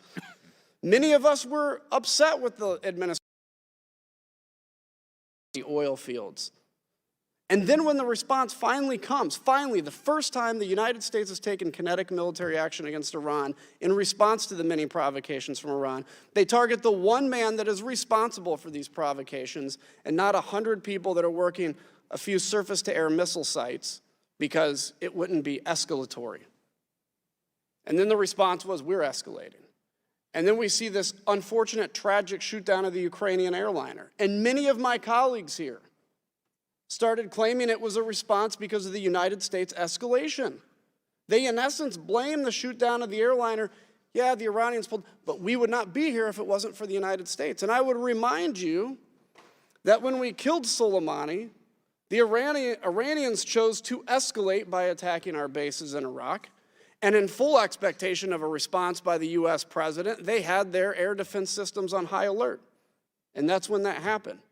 Did that The president showed great resolve and great restraint to not respond. I don't know if I'd have made the same decision, but I think he made the right decision. So we hear a lot about impulsive actions and without thinking things through. And then just briefly on the JCPOA. I'm not going to get to the argument of whether billions of dollars was given to Iran or whether it was their assets. It's nuance, it's whatever, okay? That's academic arguments. But what I do know is prior to the JCPOA, Iran was a player in the region, but not a huge one. I know that on the heels of signing the JCPOA, the government, the legitimate government in Yemen was overthrown. And a civil war was started there by Iranian proxies. By the way, they've sent not $1 of humanitarian aid to Yemen. I know that Syria, the presence of Iranians in Syria showed up immediately after the JCPOA. Maybe it was the money, maybe it was because they felt untouchable. But when you look at regional behavior, that is essential to curtail. And I would argue that the destruction and the killing of Soleimani, all the doomsday scenarios that my friends have predicted have not come true yet. They may, but that's not going to be a result of the United States. It's going to be a result of the decisions and behavior by Iran in the region. I had questions, but I don't have time for them. So with that, I thank all the witnesses for being here and spending the time today and your expertise. And Mr. Chairman, I'll yield back. Thank you very much, Mr. Bera. Thank you, Mr. Chairman, and thank you to the witnesses for your years of service to our country. I'd like to first start by acknowledging the loss of Nawaz Waleed Hamid, who was a resident of Sacramento County, the area that I represent, the American contractor, and our hearts go out to his family. And you know, it is important for us as the United States of America to protect our citizens and our men and women that are around the world. With that, you know, it's unfortunate that we're seeing such partisan dialogue here. I mean, none of us thinks Soleimani was a good guy. All of us agree that, you know, he supported proxies that had the specific intent of disrupting the Middle East and moving us away. And, you know, I think the frustration that many of us have, and I would hope folks on the Republican side of the aisle feel the same way, is the decision-making process. We've had a joint decision-making process that has served our country well, that has been methodical. And, you know, I think, Mr. Hadley, you and I have chatted about that decision-making process where you do bring in dissenting opinions. You do, unless there is that imminent threat, and thus far the administration hasn't been able to explain to us what the imminent threat was, and in fact, it does not appear that there was, at this particular moment in time, et cetera, that they had to act spontaneously. It serves our country to actually go through that methodical process and understand the consequences of our actions. We may still take those actions, but if the administration and Congress are on the same page, it does project strength as opposed to the lack of strength and cohesion. And I think that's what has many of us on the Democratic side, and again, I would hope the Republican side, frustrated with this administration. Maybe Ms. Haynes or Mr. Hadley, both the Bush administration and the Obama administration had discussions about removing Mr. Soleimani and came to a different discussion. Was there a joint decision-making process that took place in both administrations that you could talk about? They weighed the consequences of these actions, is that correct? And came to a different conclusion. Congressman, it's a good question, and I'm going to answer on the basis of my own imperfect recollection, and some of my colleagues may have a different view. I do not remember the issue of taking out Soleimani coming to the formal NSC process. I know that General Stan McChrystal, in the winter issue of Foreign Policy, has said that in January of 2007, he was monitoring a convoy in which he believes Soleimani was present, and he contemplated taking him out at that point in time, decided not to do so. Again, my colleagues may disagree. I'm not aware that that came to the White House either before, during, or after that decision. It was an operational decision. So we did not have, so far as I can recall, formal consideration of that. And Ms. Haynes, within the Obama administration? Yeah, thank you, Congressman. In the Obama administration, and again, also with my personal recollection, there was not a particular decision teed up in the formal process whether we should take action or not in a particular scenario. But certainly the question of Soleimani was much discussed, and the IRGC was much discussed, and so on. And I think, you know, in general, the consequences of an action like that, as you say, would have to go through an enormous process, and certainly was one that we were thinking through, like, of what are the pros and cons. I think the fact that, you know, you have the ability to do it is not enough. I think the question is whether or not it actually is a wise decision. And if I just play off of that, had the Iranians, had their ballistic missiles landed and killed multiple American troops, we would have been compelled to have to counter-response. Is that? Absolutely. And there was that possibility of an Iranian counter-response. So while I am happy we find ourselves in a place where dialogue is possible and de-escalation is possible, it was entirely possible a different outcome could have happened here. And many of us, as we saw the missiles in the air and the tapes of these missiles, you know, were waiting to understand what actually happened. And I think many of us and the American people were concerned that we were about to go into another war. Is that an accurate, is that how you felt as you were watching that? Yes, absolutely. I mean, I think the point is, I don't think any of us question whether or not a response is appropriate. I think the question is, how do you design the response to be best fit within the strategy that you're dealing with and to keep the American people safe more generally? And that's the question that I suspect many people have concern about with respect to this strike. Right, and again, just as a final statement, our country is better served when the administration and Congress are working together, having dialogue. Even if we disagree, we can disagree behind closed doors in confidence, but when we step out there, especially if we're on a path to war or confrontation, we're better served if we're working together and there's dialogue between the administration and Congress, and that did not happen in this particular case. Fully agree. Thank you. Mr. Zeldin. Thank you, Mr. Chair. First off, it's important that to note that the decision to strike Qasem Soleimani was a product of a joint decision-making process. First off, I want to thank all the witnesses who are here. We have a lot of service represented, national security advisors, and CIA and state, and I just want to thank all of you for your distinguished service to our country. The intelligence community, DOD, State Department all conclude there was an imminent threat. Do any of the witnesses here dispute the conclusions of all of these different agencies? Well, two things, sir. I do not. I do not. I've not seen a clear case that there was an imminent threat, and I've not seen clear evidence that everyone agrees there was an imminent threat. So I'll just say that I've not seen anything that would allow me to judge that there was. So you're disputing the positions of Intel, DOD, and State?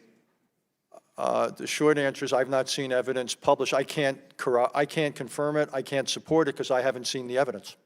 Okay. Have you seen the IRGC statement that was put out after the killing of Qasem Soleimani? I'm not sure which one you're referring to. There was a statement the IRGC put out right after the killing of Soleimani. Does anybody speak Farsi? I don't know. Okay, I just didn't know the answer to that question. So the IRGC did put out a statement. I request unanimous consent to offer it into the record. Mr. Chair? Yes, without objection. The IRGC's statement, and I mentioned this on the floor during debate last week, as well as through social media and other interviews, but most importantly on the floor, and I'm going to do it again during this hearing. The IRGC's statement after the killing of Qasem Soleimani says that Soleimani was in Iraq when he was killed to confront Americans. So for anyone who has the position that there's not a shred of evidence that there was an imminent threat, let's start off with the IRGC's own words of why Qasem Soleimani was in Iraq. In the IRGC's words, he was there for a confrontation with Americans. Open-sourced information is enough to determine that it was legitimate to take out Qasem Soleimani. You have a designated terrorist who's running a designated terrorist organization. He was being sanctioned by the United States, the EU, the United Nations. He had already killed over 600 U.S. troops. He had wounded thousands more. We just had the embassy attack right before that strike. We just had the killing and wounding of Americans just before that strike. In my opinion, when I hear some of my colleagues, including the speaker, say that it was disproportionate to take out Qasem Soleimani, I ask the question, at what point is it proportionate? How many more Americans would have to be killed in order for it to be proportionate? How many thousands of more troops would have to be wounded in order for it to be proportionate? And I would also note in correcting the record, I mean, I don't know if anyone has an answer. I mean, we could call it a rhetorical question, but at what point would I don't know if do any of you have the position that it was disproportionate? I think there are a number of things that you just said. One is, just to be clear, because I think sometimes this gets said publicly, the fact that you are a designated terrorist for purposes of sanctions does not provide authority to take action, lethal action certainly, against that individual. There is sort of a domestic legal analysis and then an international legal analysis that has to occur. And obviously, as a member of Congress, you also get concerned about whether or not Congress needed to have authorized the action, essentially. Well, I have a limited amount of time, so let me ask you a follow-up question on that. Did President Obama have the authority to conducting drone strikes in 2011 in Libya, targeting Gaddafi? Yes. Okay, So the here's a- Department of Justice has, over the years, essentially concluded that the president has the authority and the power to take action under the Constitution where there is an important national interest to protect for the United States without congressional authorization, but you provide a war powers report. If you remain in hostilities for 60 days, then essentially Congress has to authorize it, or you bring your forces home I as appreciate the- that. It's also important to note that President Obama, the Obama administration, their legal justification was under the AUMF. Ma'am, I'm sure that, I mean, we're not going to, I have a limited amount of time, but I'll be happy to talk to you offline or show you any products that were put out by the administration. With my limited time, I just want to say to the Iranian protesters who are out there right now, who want prosperity, stability, freedom, they want a better way of life. There are many here who are watching in the United States Congress, in the United States, wishing them the best, wanting a better future with vision and hopes for their nation. So for all those Iranian protesters who are out there right now in search of a better future, we're watching, we're praying, and wish it works out in the best for you and want to be supportive however is appropriate. I yield back. Thank you, Mr. Espaillat. Thank you, Mr. Chairman. Thank you, witnesses, for being here. Mr. Chairman, I first want to express my disappointment that Secretary of State Mike Pompeo is not here today to answer substantive questions that we have regarding this particular issue. He's here when he comes every year for budget issues, as I'm sure he will be coming around in a couple of months. And we have been very supportive of increasing the budget for the State Department. In fact, while facing dramatic cuts, we had a bipartisan effort to ensure that the State Department continues to be funded robustly.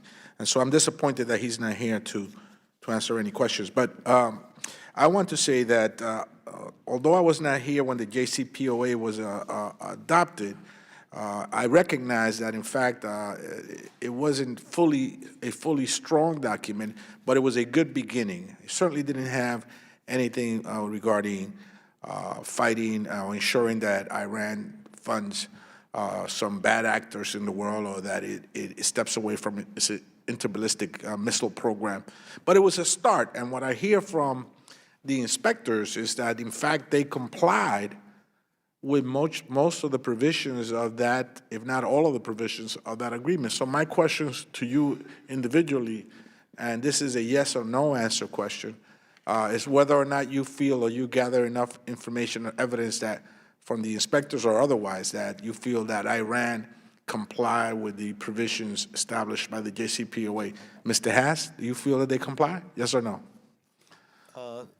Based on everything I've read, the international inspectors made the case that Iran was in compliance. Ms. Haynes?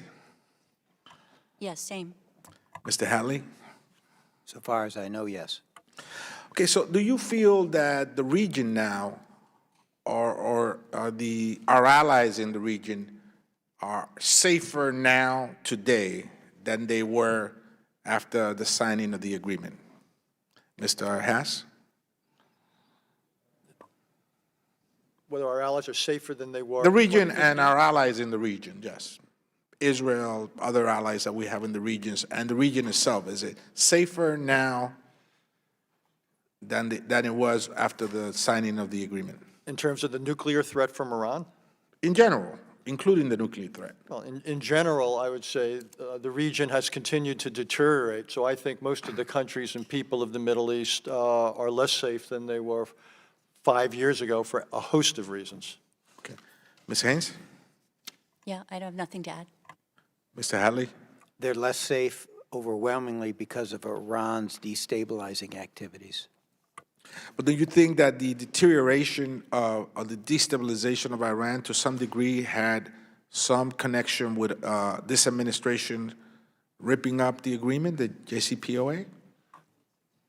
No, I think as I think one of the members said, their destabilizing activities were ongoing before the JCPOA, and if anything, they stepped up after the JCPOA, long before President Trump decided to withdraw in 2018. Let me just say that I also think that, in fact, it was a good start. I'm not arguing that things could have not gotten better, including that aspect of our discussion. But it was a great start. And to rip it up and sort of like go to ground zero and start again, and throwing our allies under the bus, we assembled one of the most impressive coalitions of foreign governments to fully back this agreement. And we walked out on them and we threw them under the bus. I don't think that we're going to be able to assemble them again for any significant operation there. Do you think that we can assemble them again, Mr. Haas? I think so, and I hope so. I'm not nearly as pessimistic as you there. And again, today's reports suggest that the allies are not walking away from the need to work together to contend with the Iranian threat. Let me say 30 seconds very quickly, Congressman.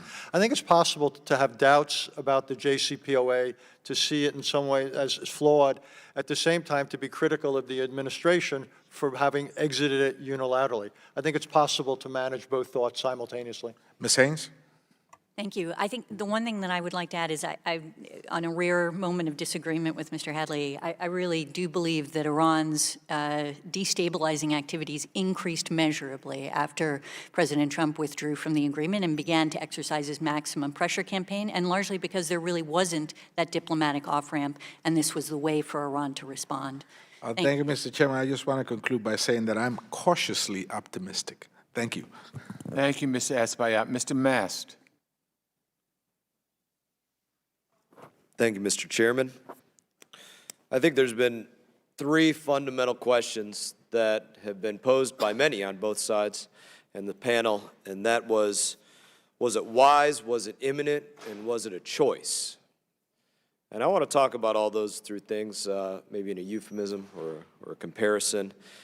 I look at Soleimani as a terrorist nest, as a terrorist machine gun nest, really. He's been spraying rounds at the U.S. for many years on many different fronts. So if I look at him like a terrorist machine gun nest, and I ask myself, number one, is it a choice to take that nest out? This is something I have very specific experience with on the theaters of war and our battlefields. Yeah, it's a choice to take that out all day long. But it's not really a choice when you consider that if you leave that there, walk around it, ignore it, that somebody else is going to come across that nest eventually, and they're going to get shot at. You want to ask, is it wise? Well, I think it probably always defies conventional wisdom to go out there and attack a machine gun nest. But that doesn't mean that it doesn't have to be done. And then you want to ask, is it imminent? Well, just because this machine gun nest might be taking a moment to reload, that doesn't mean that it's not an imminent threat. It just got done firing rounds over at our embassy. Over the last number of years, it had been working to attack our service members time and time again. Just because it was taking a breather to reload, that didn't mean it wasn't an imminent threat, because it wasn't literally pushing the button on something. Now I want to ask a question. Some people might call this rhetorical, but I'm not going to ask it as rhetorical. There's a number of my colleagues still remaining here. I am more than willing to yield to any of my colleagues that want to answer this question. If you walk out this hallway and you take a right and another right and another right, you're going to come to several beautiful walls that have the names of our fallen service members from the War on Terror. And I would ask, can any of you provide me one name on that wall that doesn't justify killing Soleimani? I got 2 minutes and 30 seconds. I'll be more than happy to sit here and wait. Somebody provide me with a name on that wall that does not justify his killing.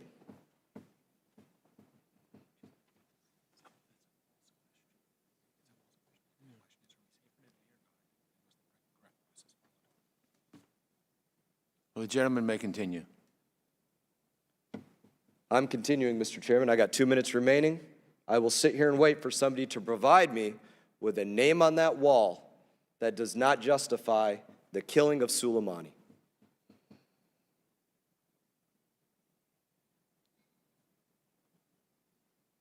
Thank you, Mr. Mast. I think you've made your point. Mr. Phillips. Mr. Chairman, I have not yielded back my time, and I still have a minute and 45 seconds You're disrupting the remaining. I will procedures not right now. yield back my time, Mr. Chairman. You're disrupting I the have a procedures, minute and Mr. 45 Mast. seconds remaining, of which I would like to wait for somebody to provide me with a name of somebody on our you've made your memorial wall points. who does You're not out of order, Mr. justify Mast. the killing of Soleimani. You are out of I order. will not yield You back are out my of time. order, Mr. Mast. I will not Chair, yield back made my your time. point. I am Mr. not out Chair, of order. Mr. You are Chair, out of I'll order, yield a minute. Mr. Chairman, for reclaiming this time. Mr. Chair, I'll yield a minute of my time to Mr. Mast. Oh, he's got time. Thank you. Thank you, my colleague. I appreciate it.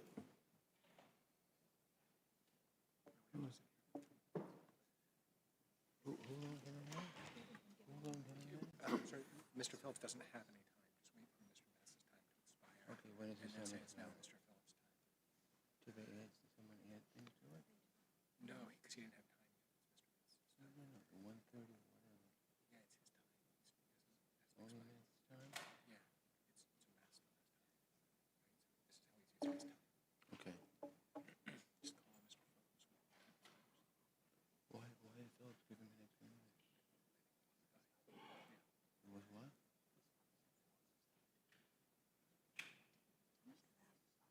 So is that the thing here?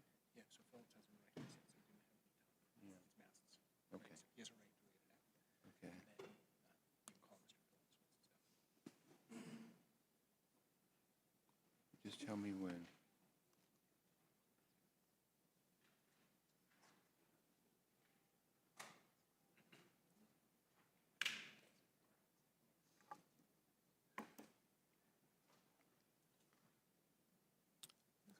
Mr. Chair, if I might begin? Yeah, Thank you for yielding me your time, although I did not yield my time back. I thank you. I will note that there was no response of one name offered that did not justify the killing of Soleimani. Thank you, Mr. Chair. Thank you, Mr. Mast. I'm grateful that you took that time because you humanize an issue that all too often is not. And having just returned from the Arabian Gulf, visiting bases with many of my colleagues sitting in here right now, Mr. Zeldin, Mr. Fitzpatrick, Mr. Cicilline, I come to you and to this hearing with everybody with whom we met on those bases on my mind. I want to start by echoing my colleagues' disappointment in the fact that Secretary Pompeo chose not to come today. I say that not politically, but from a governance perspective. And I've appreciated today's debate and conversation. I think good arguments have been made on both sides, but I do not want to cover the same ground. I want to talk about something that I think we have to, and that is our authorizations, our AUMFs. We, of course, have two in effect right now, the 2001, 2002. And I want to ask each of you, if you believe, in light of the current circumstances in the Middle East and in the Gulf region, if it is time to craft a new AUMF, and if so, how should we do so? What should its components be, and how might we begin looking at that? Dr. Haas, if you might begin. The honest answer is I haven't thought it completely through, but I am increasingly inclined in the direction of yes. That ones that simply deal with threats from terrorism or obviously Iraq are inadequate. And we've already discussed here today two scenarios involving Iran. One is the possibility that Iran breaks out significantly from the 2015 JCPOA, and we're faced with a consequential decision whether to undertake a classical preventive military strike. The other is to deal with situations where Iran continues to attack its neighbors or continues to attack or U.S. individuals or forces through using whatever set of tools, and we decide it's important to retaliate. So, we don't need an AUMF, just to be clear, for situations where imminence is in play. Of course. That's the right of self-defense. So let's take that off the board. So the real question is whether we would need an AUMF. And I increasingly think yes, in terms, because of the nuclear situation. I think it sends some useful messages to Iran about our collective preparedness. I don't think war powers is adequate, because war powers gives the administration, war powers is the wrong approach for two reasons. One, it allows administrations to act unilaterally, and then it raises questions about our staying power. So I think war powers is counterproductive for both reasons. I do think, though, that it would be very smart that if an AUMF were passed, that it be effectively coupled or passed simultaneously with the introduction of a new diplomatic initiative. Indeed. And I think the two could very much go hand in hand. That is my tentative thinking, but I think you raised a big question. Thank you, And sir. a good one. Ms. Haynes. Thank you, Congressman. I do think this is a critical issue, and the sort of opportunity for Congress to get more involved in shaping what, in fact, the authority for the use of force abroad is critical in my view. I think, you know, as an initial matter, I think you should be replacing the 2001 AUMF that relates to counterterrorism. I think it is time for that to be updated and to be consistent with how Congress believes the administration, you know, and successive administrations should, in fact, prosecute that conflict.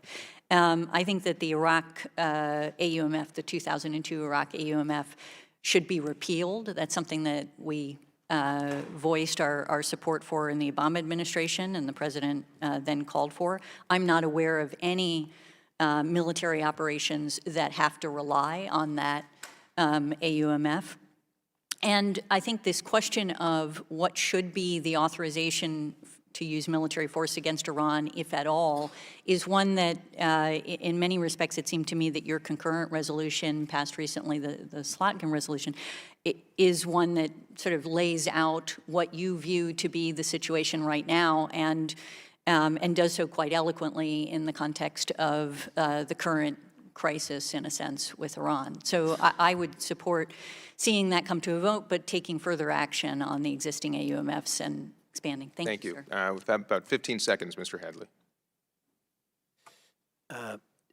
There are new circumstances, there are new contingencies. If you could get agreement on AUMF, it would provide a firmer foundation for action if it was required.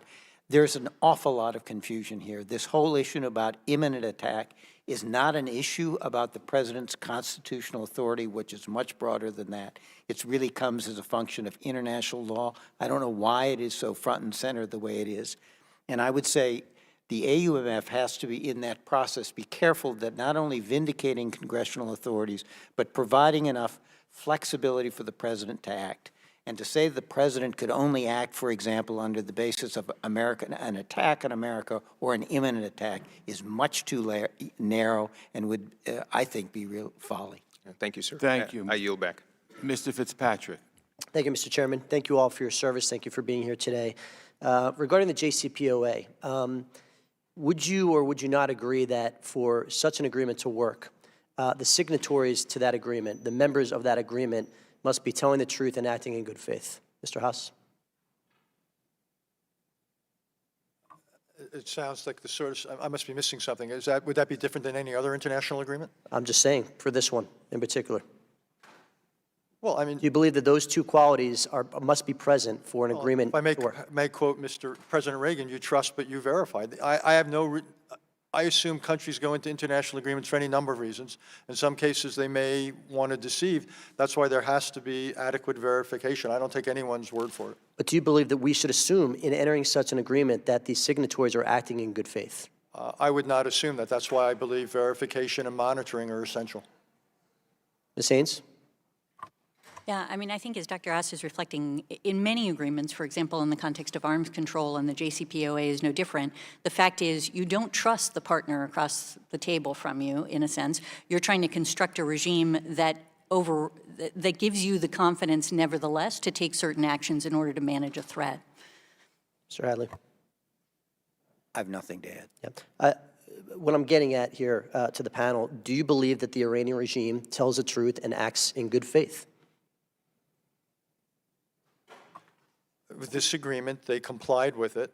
I do not believe, however, in any way they gave up their long-term goal of preserving the option to develop a nuclear weapons capability. Would that be a yes or a no, sir? Well, Congressman, not every question lends itself to a yes or no. They were complying with the letter of the agreement. I do think Iran was preserving its nuclear weapons options.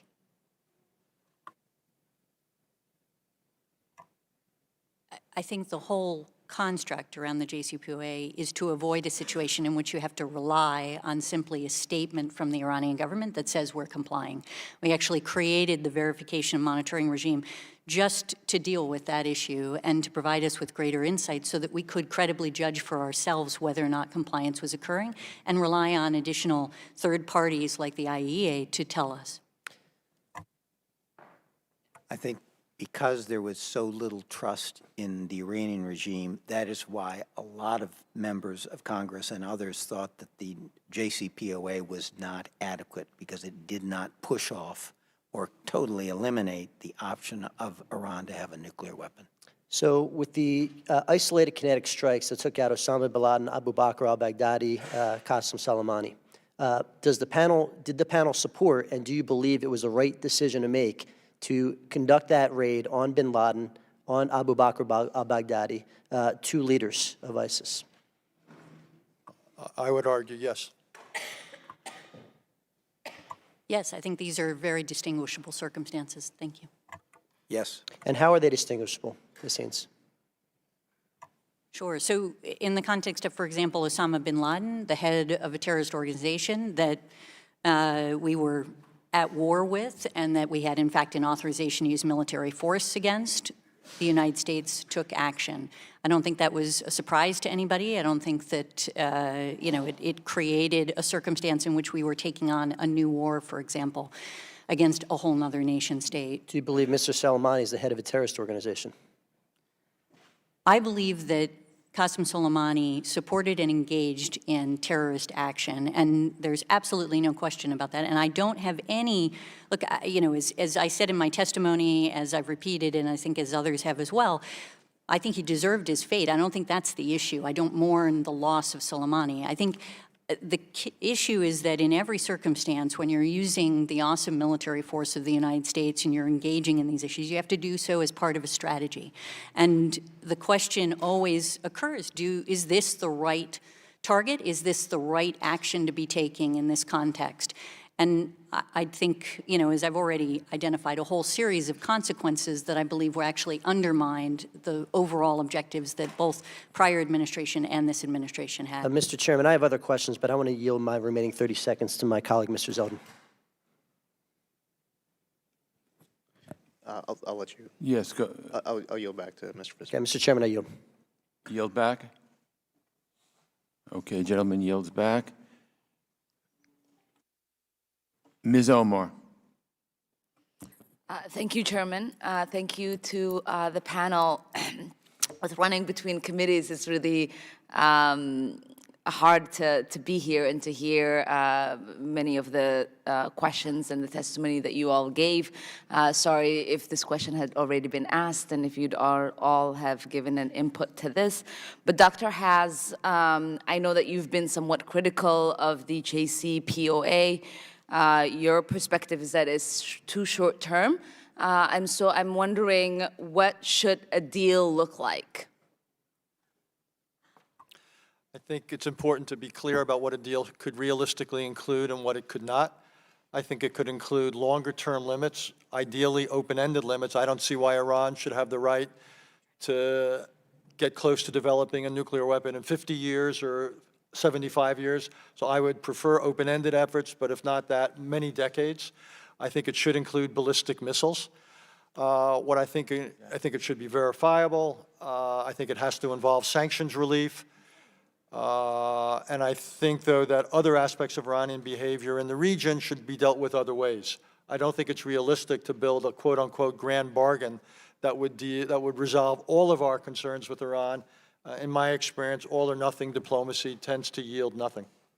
Yeah, I appreciate that answer. And so to you and maybe to the rest of the panel, I'm wondering, why would Iran, after we unilaterally left the JCPOA, assassinated Soleimani, destroyed their economy with our sanctions, threatened to bomb their cultural sites, why would they be willing to enter into a better deal with us at this moment? The reason they might is, as you know, governing is about choices. The economic sanctions are having a significant toll. They could conceivably threaten the viability of the government and the revolution. So I would think that if Iran is offered significant sanctions relief, that might be something that they would countenance. They say they don't want nuclear weapons. They have, so it ought not to change that. So I think the question is, if we can present them with a choice, I wouldn't rule out one other thing. I think we probably would need to have it voted on by the Congress. They would need to know that the next deal is not something that this or any president could unilaterally overturn. I would think they would want to have the confidence that it was truly embedded in the policy of the United States.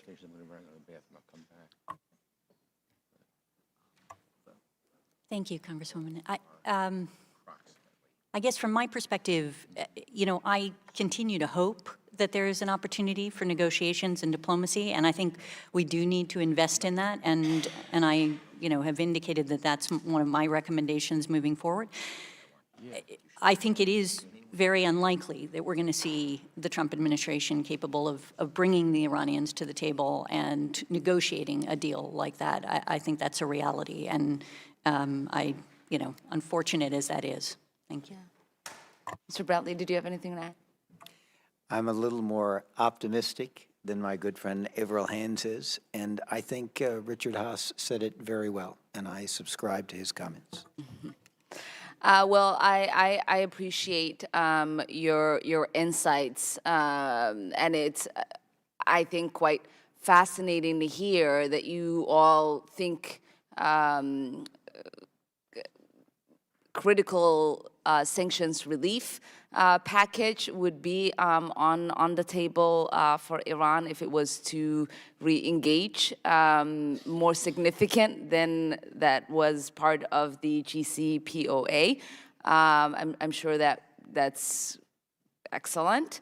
And it seems as if there are opportunities to negotiate. So I hope that cooler heads prevail and that we deploy diplomacy and look at using many of the tools that we have in our toolbox. Because what is happening right now in the ways that things have escalated is not going to make us safer, and it's not going to alleviate the economic burdens that the civilians of Iran are facing at the moment. Thank you, and I yield back. Thank you. Mrs. Wagner. Thank you, Mr. Chairman, over here. 2 weeks ago, President Trump ended Qasem Soleimani's brutal reign of terror that killed and maimed countless Americans and coalition forces and threatened many, many more to come. I urge all Americans to unite behind the president's defensive decision to strike one of the world's most powerful terrorists who is organizing attacks against Americans in Iraq, in defiance, I might add, of UN Security Council Resolution 2231. He shouldn't have even been in Iraq, shouldn't have been in Beirut, shouldn't have been in Damascus. For far too long, Tehran has been permitted to act with impunity against U.S. allies' interests and its personnel. I applaud the president for making our red lines clear. Clear to the Iranian regime that attacking Americans is never acceptable, and when American lives hang in the balance, Iran will be held to account for its actions. The Middle East is a safer place when the United States is clear and consistent in its intentions. Mr. Hadley, to what degree are Iran's proxies dependent on Tehran for financial, material, and technical assistance, and how successful has the United States been in preventing Iran from providing significant support to these proxy groups? I'm not privy to intelligence anymore and haven't been for a long time on these subjects. My understanding is that the economic pressure that Iran is now under has resulted in some diminishment of the resources that are available to these groups. I think, for example, Nasrallah, who's head of Hezbollah, has actually complained that he doesn't have enough resources for his activities. So I think it is having effect based on what I've read in public sources, but I don't have the kind of intelligence sources available to me that would allow me to give you a better answer to that question. Well, I thank you. They've clearly gone through the $150 billion plus that were sent over by the Obama administration, strapped to pallets to be used for these proxies to kill people around the globe, including our American allies and assets. After the Iranian regime admitted that it shot down Ukrainian International Airlines Flight 752, tragically killing 176 passengers, and I know it's been discussed here at length, protests did erupt across the country. Mr. Hadley, how are these protests connected, do you think, to the pro-democracy, pro-economic reform demonstrations of the last few years? And do you think that this public outrage will constrain Iran's foreign policy? Can it be constrained? It's been interesting to see how many demonstrations there have been in the last 2 years of people demanding accountability from their governments, ending of corruption, less sectarianism, governments that actually perform. You've seen it in Algeria, you've seen it in Sudan, you've seen it in Lebanon, you've seen it in Iraq, you've seen it in Iran, a lot of other places in the Middle East. This is a positive thing, and I think it is one of the sources of leverage on the Iranian regime that may make them willing to come to the table and negotiate an outcome, because they put down the demonstrations in October and November only by a fairly brutal use of force. And I think they are worried that the additional sanctions will kindle a return to those kinds of demonstrations that could threaten the regime, and is a threat to the regime, as Richard Haass said, that might bring them to the table. I absolutely agree, and that's why I also share your bullishness on the opportunity that we have at this moment of time to bring Iran to the table for further negotiations, more now than ever. And these protests and the public outrage, I think, could really have an effect as we go forward in foreign policy and such. So there are reports that indicate that Iran has worked to reduce internet connectivity near universities, hotspots, limiting the impact of these protests. How vulnerable is the regime to information operations, and how should the U.S. be using information to target the regime's weaknesses and empower this change? Mr. Hadley? Well, they have cut off the internet to keep demonstrators from organizing as a part of their suppression of public demonstrations, clearly. You know, our best information operation has always been truth, and trying to get it to the people in these closed societies, because what is really the toxic element for them is actually truth about what's happening in the world. And I think we have not done as good a job as we should in getting truth available to people in these totalitarian or authoritarian societies. I agree. My time has expired. I shall yield back, but here is to truth and the Iranian people. Thank you. Ms. Wild. Thank you, Mr. Chairman. Good afternoon. I'd like to start with a question to you, Ms. Haynes. Recently, I had the honor over the Christmas week of traveling to the Middle East and meeting with our troops, some of the extraordinary service members who put their lives on the line for us, and I've been thinking about those men and women an awful lot over the last couple of weeks. Last week, the President said we must all work together toward making a deal with Iran that makes the world a safer and more peaceful place. But then just this past Sunday, he tweeted, "I couldn't care less if the Iranians, negotiate." We in Congress, unfortunately, have been given little to no information about the administration's intelligence that they allegedly had before this strike on Soleimani. So my question to you is, in your assessment, does the President and his administration have a clear strategy to actively reduce tensions between Iran and the United States and to prevent conflict? I think I was as encouraged as you were by the idea that they are interested in negotiating something diplomatically. I have to say, I mean, I haven't seen anything that puts together a broader strategy that would actually be likely to result in the kind of negotiations that I could imagine, hopefully, happening in the future. But, I mean, honestly, I don't know that I would know. I certainly hope that they do have something, but I hope also that they will share it if they do, so that we can actually all participate in understanding it and pushing forward on it. So I take it from your response that you have no greater information than we do here in Congress. And as a result, you wouldn't be able to answer my follow-up question of whether the United States national security is stronger now than it was a few weeks ago.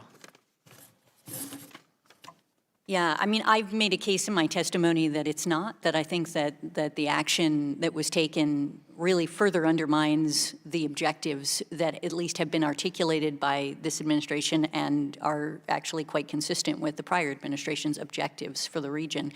And I think, you know, it's unfortunate that we're in the place that we are, and obviously, you know, all of us need to come from here and try to make the best out of it that we possibly can. But I do think we're less safe in many respects as a consequence.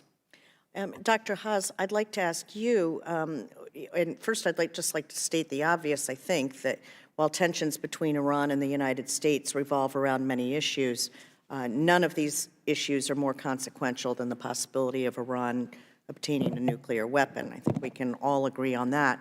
In the aftermath of the strike on General Soleimani, Iran announced that it would no longer abide by the JCPOA restrictions on Iran's uranium enrichment activities, as well as restrictions on further research and development that could contribute to building a nuclear weapons program. And so my question to you is, with this as context, has the strike made it more or less likely, or neither, that Iran will ultimately be able to develop a nuclear weapon? I'm not avoiding your question. I think the answer is it's too soon to know that. I think the U.S. decision to exit the JCPOA set in motion a chain of events which explains where we are. Because I can't answer your question, I would say two things. One is we ought to be communicating to Iran certain red lines that would be the limits to our tolerance of what they might do. And that would reflect our views, Israel's views, Arab views. We do not want Iran doing certain things.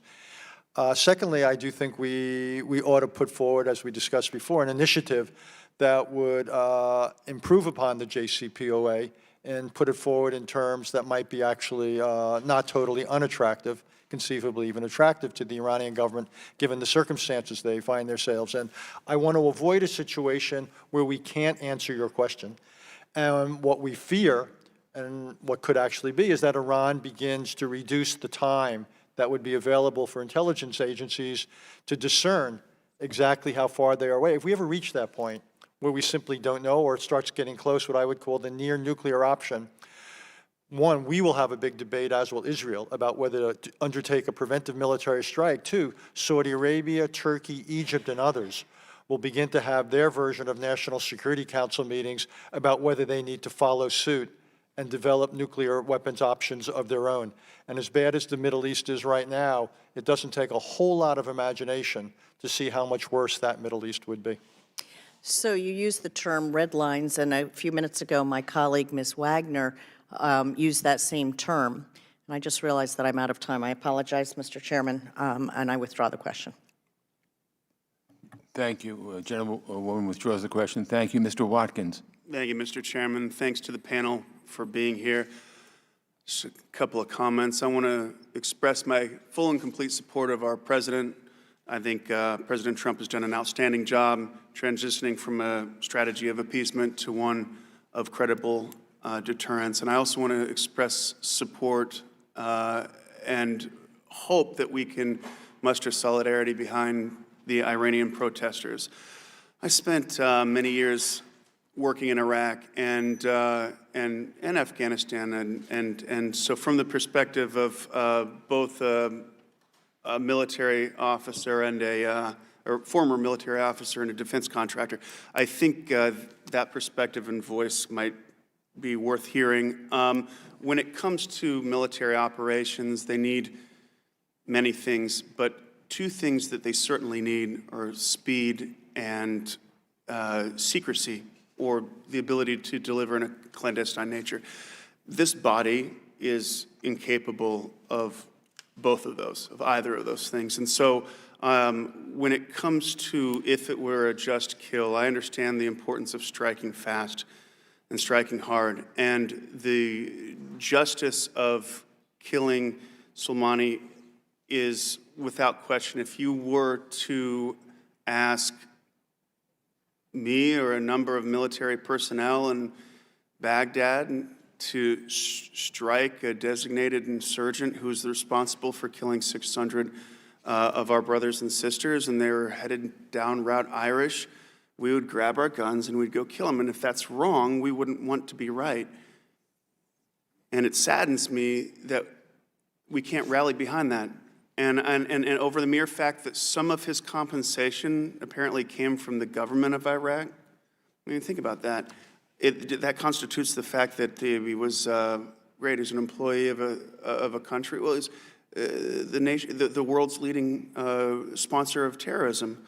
So, listen, nobody wants war, particularly the American soldier, because he or she needs to fight in it. But I think I speak certainly for a lot of people that I knew when I say that the world is a safer place with one less insurgent in it. And for that matter, when it comes to safety and the very nature of credible deterrence, when we're conducting operations, you want other insurgents. You know that they can see you.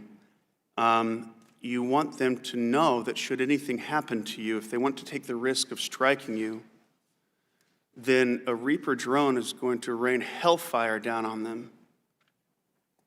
And moreover, to those low-ranking foot soldier insurgents throughout the world, whatever country they're in, Syria or Lebanon or Al-Anbar, Iraq, wherever, you want them to second-guess when their choices, because if we could take out your general, we could sure as hell kill you. So I'd like to close on just reiterating my full and complete support of President Trump and his choice to go with a credible deterrence strategy, and that is in fact the strategy. I'd like to say that I've heard Soleimani being described as a martyr. Martyr is somebody willing to die at the hands of an oppressor for his or her beliefs, not a ruthless killer. I appreciate that, and again, I want to voice support for the Iranian protesters. God be with them. Thank you, Mr. Chairman. Sorry, I yield the balance of my time to Mr. Zeldin. I appreciate that. Thank you, Mr. Watkins. Ms. Haynes, we got rushed in our exchange there towards the end of my 5 minutes, and weren't able to do that important topic justice there at the end. So the Obama administration had airstrikes in Libya in 2011 as well as after 2011. The final decision-making for that process for the strikes after 2011 were use of AUMF targeting ISIL. The final decision in the airstrikes in 2011 was under Article 2, correct? So the initial use of force in Libya that I thought you were referencing was not done under an authorization to use military force. It was done under Article 2, as you indicated. There was a War Powers report that was provided to the Congress, and then there was essentially a discussion with the Congress on whether or not we continued to be in hostilities. And then there were, after the fall of Gaddafi and further action in the context of Libya, there was a shift, in a sense, of what the conflict was about and what the targets were, and effectively what we were trying, the threat we were trying to address. And some of it came under the 2001 AUMF, not just with respect to ISIL, but Al-Qaeda and associated forces. Yep. I just want to make sure we get on the same page. Thank you. I yield back. Mr. Allred. Thank you, Mr. Chairman. I want to begin by expressing my disappointment that Secretary Pompeo is not here with the shifting rationales that the American people have been given for this strike. I think it's important that we have a public viewing and discussion about what went into this. And I think on this committee, we're going to have to be as aggressive as necessary to make sure that we're able to perform our oversight function. And I want to thank the members of the panel for being here today. I know you probably had other things planned. We appreciate you making time. I'm worried that this action has made us less safe, but I'm also worried about the reputational damage that it's done. For years, Democratic and Republican presidents have urged countries to avoid cultural and historical sites in wartime. It's against, of course, the laws of war, and it's also morally wrong. But just last week, of course, President Trump tweeted that the U.S. may strike Iranian cultural sites if Iran escalated the conflict further. Though, of course, the Department of Defense appeared to walk those comments back, Trump's remarks were widely publicized and, of course, widely criticized as well. To each of you on the panel, I just want to ask you, how do you think the people of the Middle East view those statements? How does that impact our reputation in the region? How does that undermine our ability to reach any further agreements to try and de-escalate? Dr. Haas, you want to begin? As is implicit in your question, it obviously doesn't help. Like I think our reputation has taken a hit several ways here. One is the mention you had, sir, of the possibility of targeting cultural sites, which would also be inconsistent with what many of your colleagues have mentioned about our desire to side with the Iranian people. Going after cultural sites is not going to help us in that undertaking. I think also we've hurt ourselves a little bit on not being able to publicly back up the claim of imminence, and that's clearly hurt us in Iraq, because it makes it much harder to justify what we did. And all this doesn't take place, shall we say, absent the context, and the entire post-2003 inability to demonstrate the WMD link to Saddam. So I think what we have done is created questions about our reputation, and I think that we will pay a price for that. Thank you, Congressman, and particularly for bringing this issue up, because I think, from my perspective, you know, I've found that I'm somebody who believes very strongly in international law. I spent most of my career working on international law, and I think it serves American interests in enormous ways. And to see the president tweet essentially what would be a war crime, you know, as something that we should do or could do or anything along those lines, to also talk about disproportionate strikes, which is also not consistent with the law of war.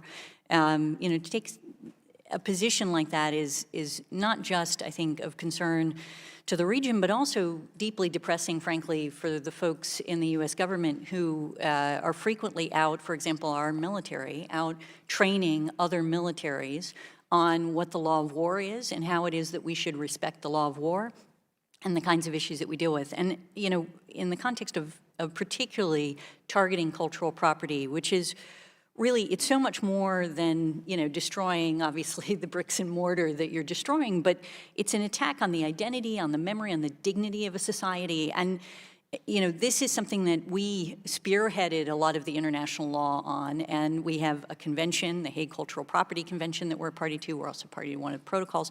It's something that we've really celebrated in the United States in many respects as an issue that we should be promoting leadership on, and I found it very deeply depressing, frankly.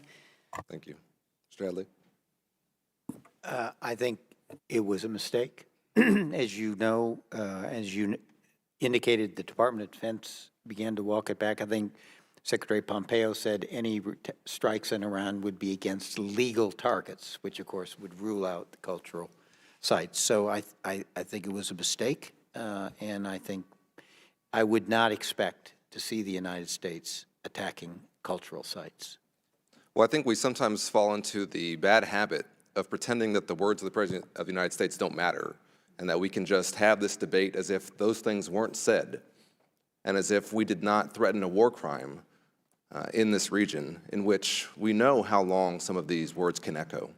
I think the reason that the free world follows us and that despots and dictators fear us is because of our values, because of who we are and what the American flag and what our system of government and our values mean around the world. When we undermine that, I think we do much, much more than any insurgent attack could do to us, much more damage than any foreign country could do to us, because they cannot defeat us militarily. But we can undermine our own values abroad, and it deeply worries me, and I'm glad that we're having this discussion today. Thank you. I want to acknowledge an old friend, Congresswoman Sheila Jackson Lee, who was a member of this committee for many years in olden days when I served on it. So welcome back, Sheila. Good to see you. We have a vote, and what I could do is cut down everyone to 3 minutes to try to get in more people that we can. So let me start with Mr. Guest.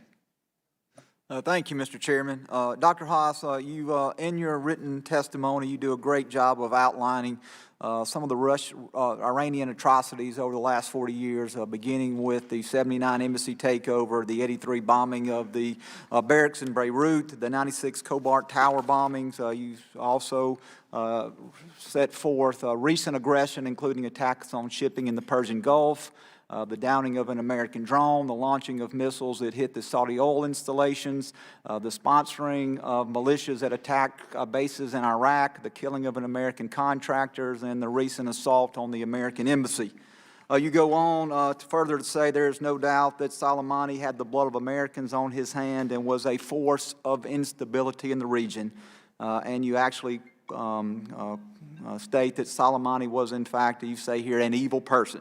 And then you go on at the end of page 2 to talk about that the United States should have responded to recent Iranian attacks, such as the one carried out against Saudi oil fields with attacks on Iranian economic and military assets.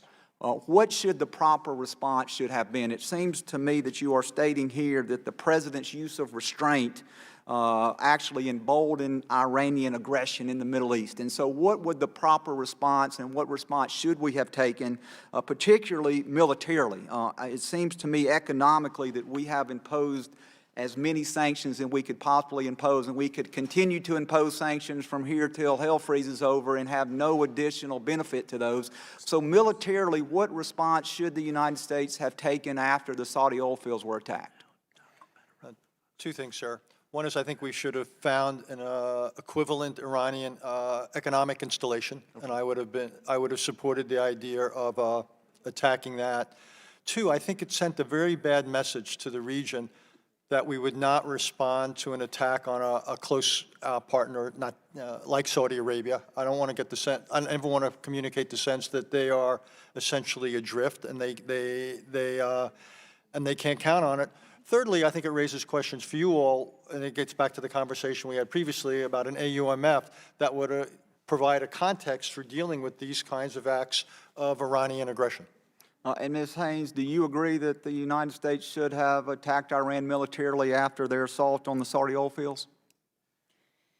Yes, I think there should have been a response, and my view is very similar to what you've described of Dr. Haas's view, and as we've been saying here, that essentially by not responding in a way it can encourage some response, but the issue is again taking action to manage and to deter appropriately while trying to mitigate against the consequences that are additional to any action that you take. Does that make sense? And so would both of y'all then say that the President's use of restraint, or great use of restraint, you feel emboldened Iran to continue to attack American interests in the Middle East?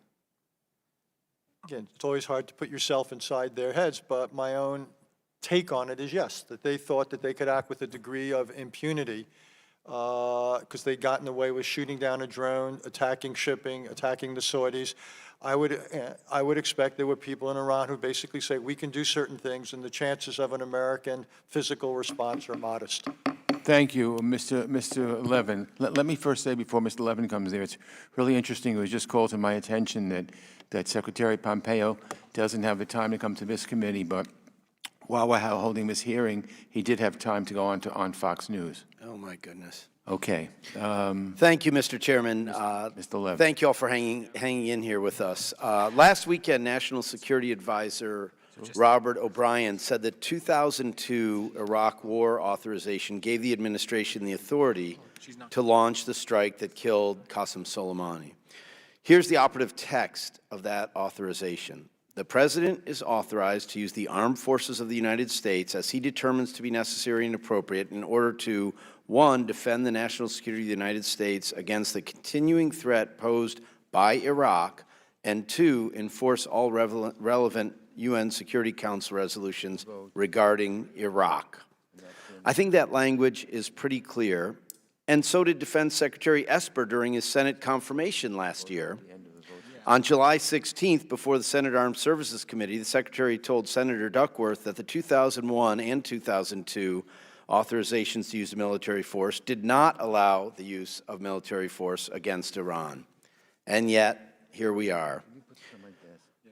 Again, the 2002 Iraq War authorization allows the use of force to deal with the threat posed by Iraq, not a threat necessarily in Iraq or emanating from Iraq, but by Iraq.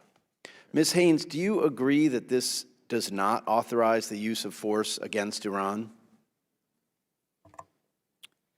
The 2002 AUMF? Yeah, I mean, to be simple, yes. I don't think it is authorized by the 2002 AUMF, and I did hear the prior statements by the administration to at least indicate that they also did not think that. All right, let me further ask you, if Congress fails to make clear that the 2002 war authorization, or the 2001 for that matter, does not apply to Iran, aren't we setting a dangerous precedent? What's to stop this administration or any future administration from claiming that a war authorization for one country gives them the okay to use force against another? Yeah, so there's, classically, in my experience, the way that administrations would essentially look at an authorization to use military force, like, for example, the 2001 authorization to use military force, is that they would then consider if another actor, whether it be a terrorist organization, as it would be in that particular AUMF case, or in the context of an AUMF vis-a-vis another country, if that country entered into an alliance and was fighting against the United States, then there could be an extension of that authorization to another state in that circumstance. But I think, obviously Congress has the ability to pass another joint resolution that says, in fact, that's not what we intended, and we do not, in fact, authorize. I mean, my time's up because we're running short here, but I just think that it's clear that Congress needs to repeal the 2001 and 2002 and then do new authorizations for any situation that we think we should go to war on. Thank you. Thank you. Ms. Spanberger. Thank you so much to the witnesses. Ms. Haynes, it's so great to see you. I have been astounded listening to some of the testimony or the questions of my colleagues as we are talking through what should be a really foundational piece. What is Congress's role in the authorization of war? I've heard a lot of debate about what happened a week ago, 10 years ago, 15 years ago, 16, 20, 25, et cetera, years ago. But what I want to move forward and talk about is the 2001 AUMF and the 2002 AUMF. And Ms. Haynes, I'll start with you specifically as a follow-up to the questions posed by Congressman Phillips and Congressman Levin.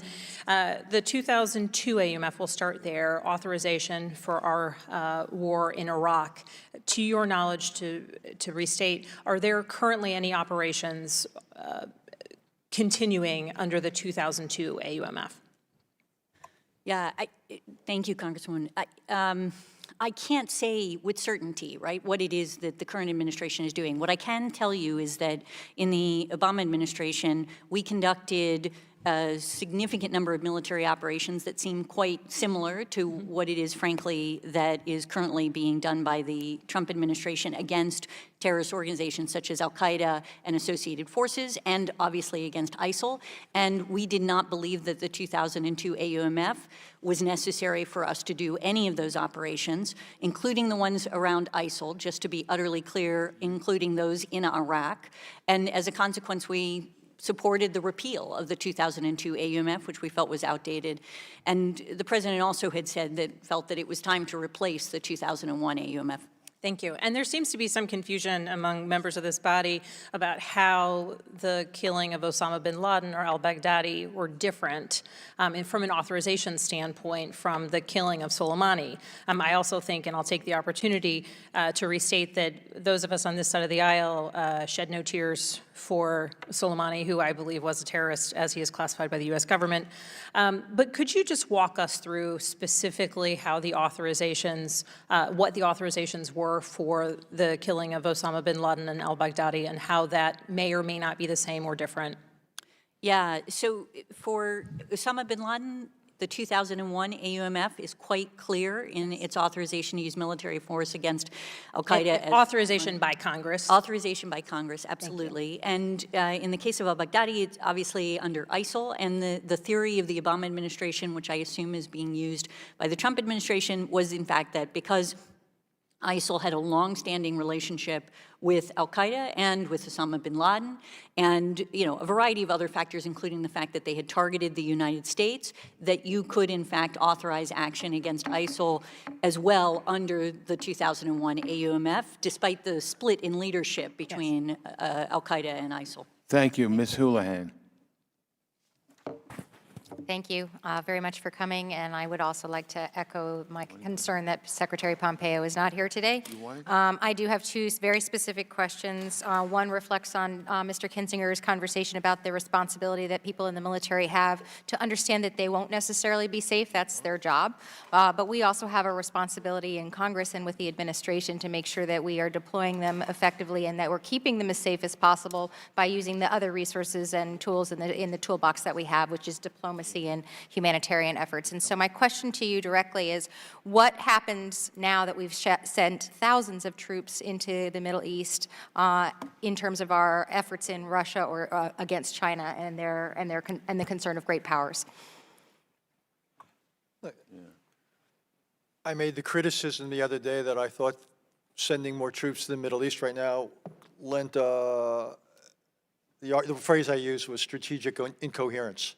This administration has articulated publicly the need for much greater emphasis on great powers, the challenge they pose, and its entire bias was to dial down the American emphasis on the greater Middle East. I thought they went too far in what they did in Syria. This is clearly inconsistent with it, so I would think it's, given the administration's own lights, it would make a good deal of sense to try to stabilize things. I think that does involve, as you suggested, a greater emphasis on diplomatic tools. In the short run, though, it may now be necessary to have those troops there because we have created, we have, if you will, poked a stick in the hornet's nest. But I'm hoping it is not this does not become the new normal, because the impact on readiness, the impact on what would be available elsewhere would be, I think, unfortunate. And thank you. I'm sorry that I don't have time to ask the rest of you because I have one second question, which is that the UN Security Council Resolution 2231, which is set to expire now on October 18th, what, if anything, should we be doing to make sure that we are thinking about and address the expiration of that resolution? It's the resolution that expresses the importance that Iran is prohibited from exporting or purchasing any arms. This is what President Trump is talking about when he says that everything is set to expire, and that's part of the reason why he exited the JCPOA. Yeah, and your question is just... Is there anything that we can do here in this body, given that the UN, that is set to expire? Right. I mean, I think obviously you can support the administration and push them to essentially look for extensions of any restrictions that you think are appropriate. And in what ways should our policy change if Iran was able to sell and acquire combat systems as a consequence of this? With my 4 seconds. Yeah, I mean, essentially, as a preliminary matter, what you want to do is see what they do, and in fact, whether or not they can push out conventional arms more than they already do. We already have policy that actually tries to counter those issues as it is, and we would obviously want to increase, depending on whether or not they are increasing their exports of such conventional arms. Thank you. I apologize. Mr. Trone. Dr. Haas, just quickly, prior to the assassination, we had real protests in the streets against the Iran, and they had a war for over 8 years. 100,000 Iraqis died. 100,000 Iranians died, and we were moving in a little bit of positive direction on the anti-Iran feeling in Iraq. Now that's all swung back. What do you think this recent events, this new trajectory, is going to do on Iraq's pro-reform movement and the protest movement? Yeah, it's a good question. I think Iraqis have considerable nationalism. And the fact that because they're Shia and Iran is obviously Shia, that somehow there's not nationalism in Iraq, I don't think that's true. My guess is also Iran will overplay its hand. So I think it's probably wrong to underestimate Iraqi pushback against Iran. Again, it's also one of the reasons, I think we all agree here 100%, that it's so important for the United States to repair its relationship with Iraq, because I think that will give Iraqis a basis and some confidence for pushing back against Iran. I don't want Iran to have a free hand inside Iraq. Okay, we got to run for votes. Okay. I want to first ask very quickly unanimous consent that Ms. Sheila Jackson Lee be allowed to participate today, and giving her 1 minute. Let me quickly say that I have not seen any depth of support by the American people for a war with Iran. I clearly believe it is important for us to explain that Article 1 does say that Congress declares war. It does give Article 2 powers of defending the nation. I do think the issue of imminent danger was and should be explained to the American people, and we should be truthful about it. So I have two questions. One, do we believe that any engagement with Iran prospectively and some resolution is at this point hopeless? I truly believe under President Obama, when we worked tirelessly for the non-nuclear agreement, that we had something that would allow us a moment to engage. And then anyone wants to comment on this completely upside-down explanation of imminent and the fact that there was no definitive definition or reasoning behind Secretary Pompeo's advice or the Secretary of Defense advice to the President of the United States. Well, you've got 2 seconds according to this, but maybe we can give you 30 seconds. I don't think it's hopeless. I think that it would, do such things as no longer supporting regime change, making it clear that we're willing to talk. I think putting sanctions relief on the table, conditionally tied to Iranian behavior. I think that against the backdrop of sanctions, I think that there's a possibility, certainly worth pursuing. Thank you. Thank you. Yeah, I'm going to have to adjourn. Because Thank you, we Mr. have a Chairman, for vote. your courtesy. Thank you. Thank you. I want to thank our 3 witnesses. I've been on this committee a long time, and I think all of you were just excellent, and I really do appreciate your coming here and speaking with us today, and we hope to have you back. Thank you. Committee's now adjourned. Thank you, Chairman.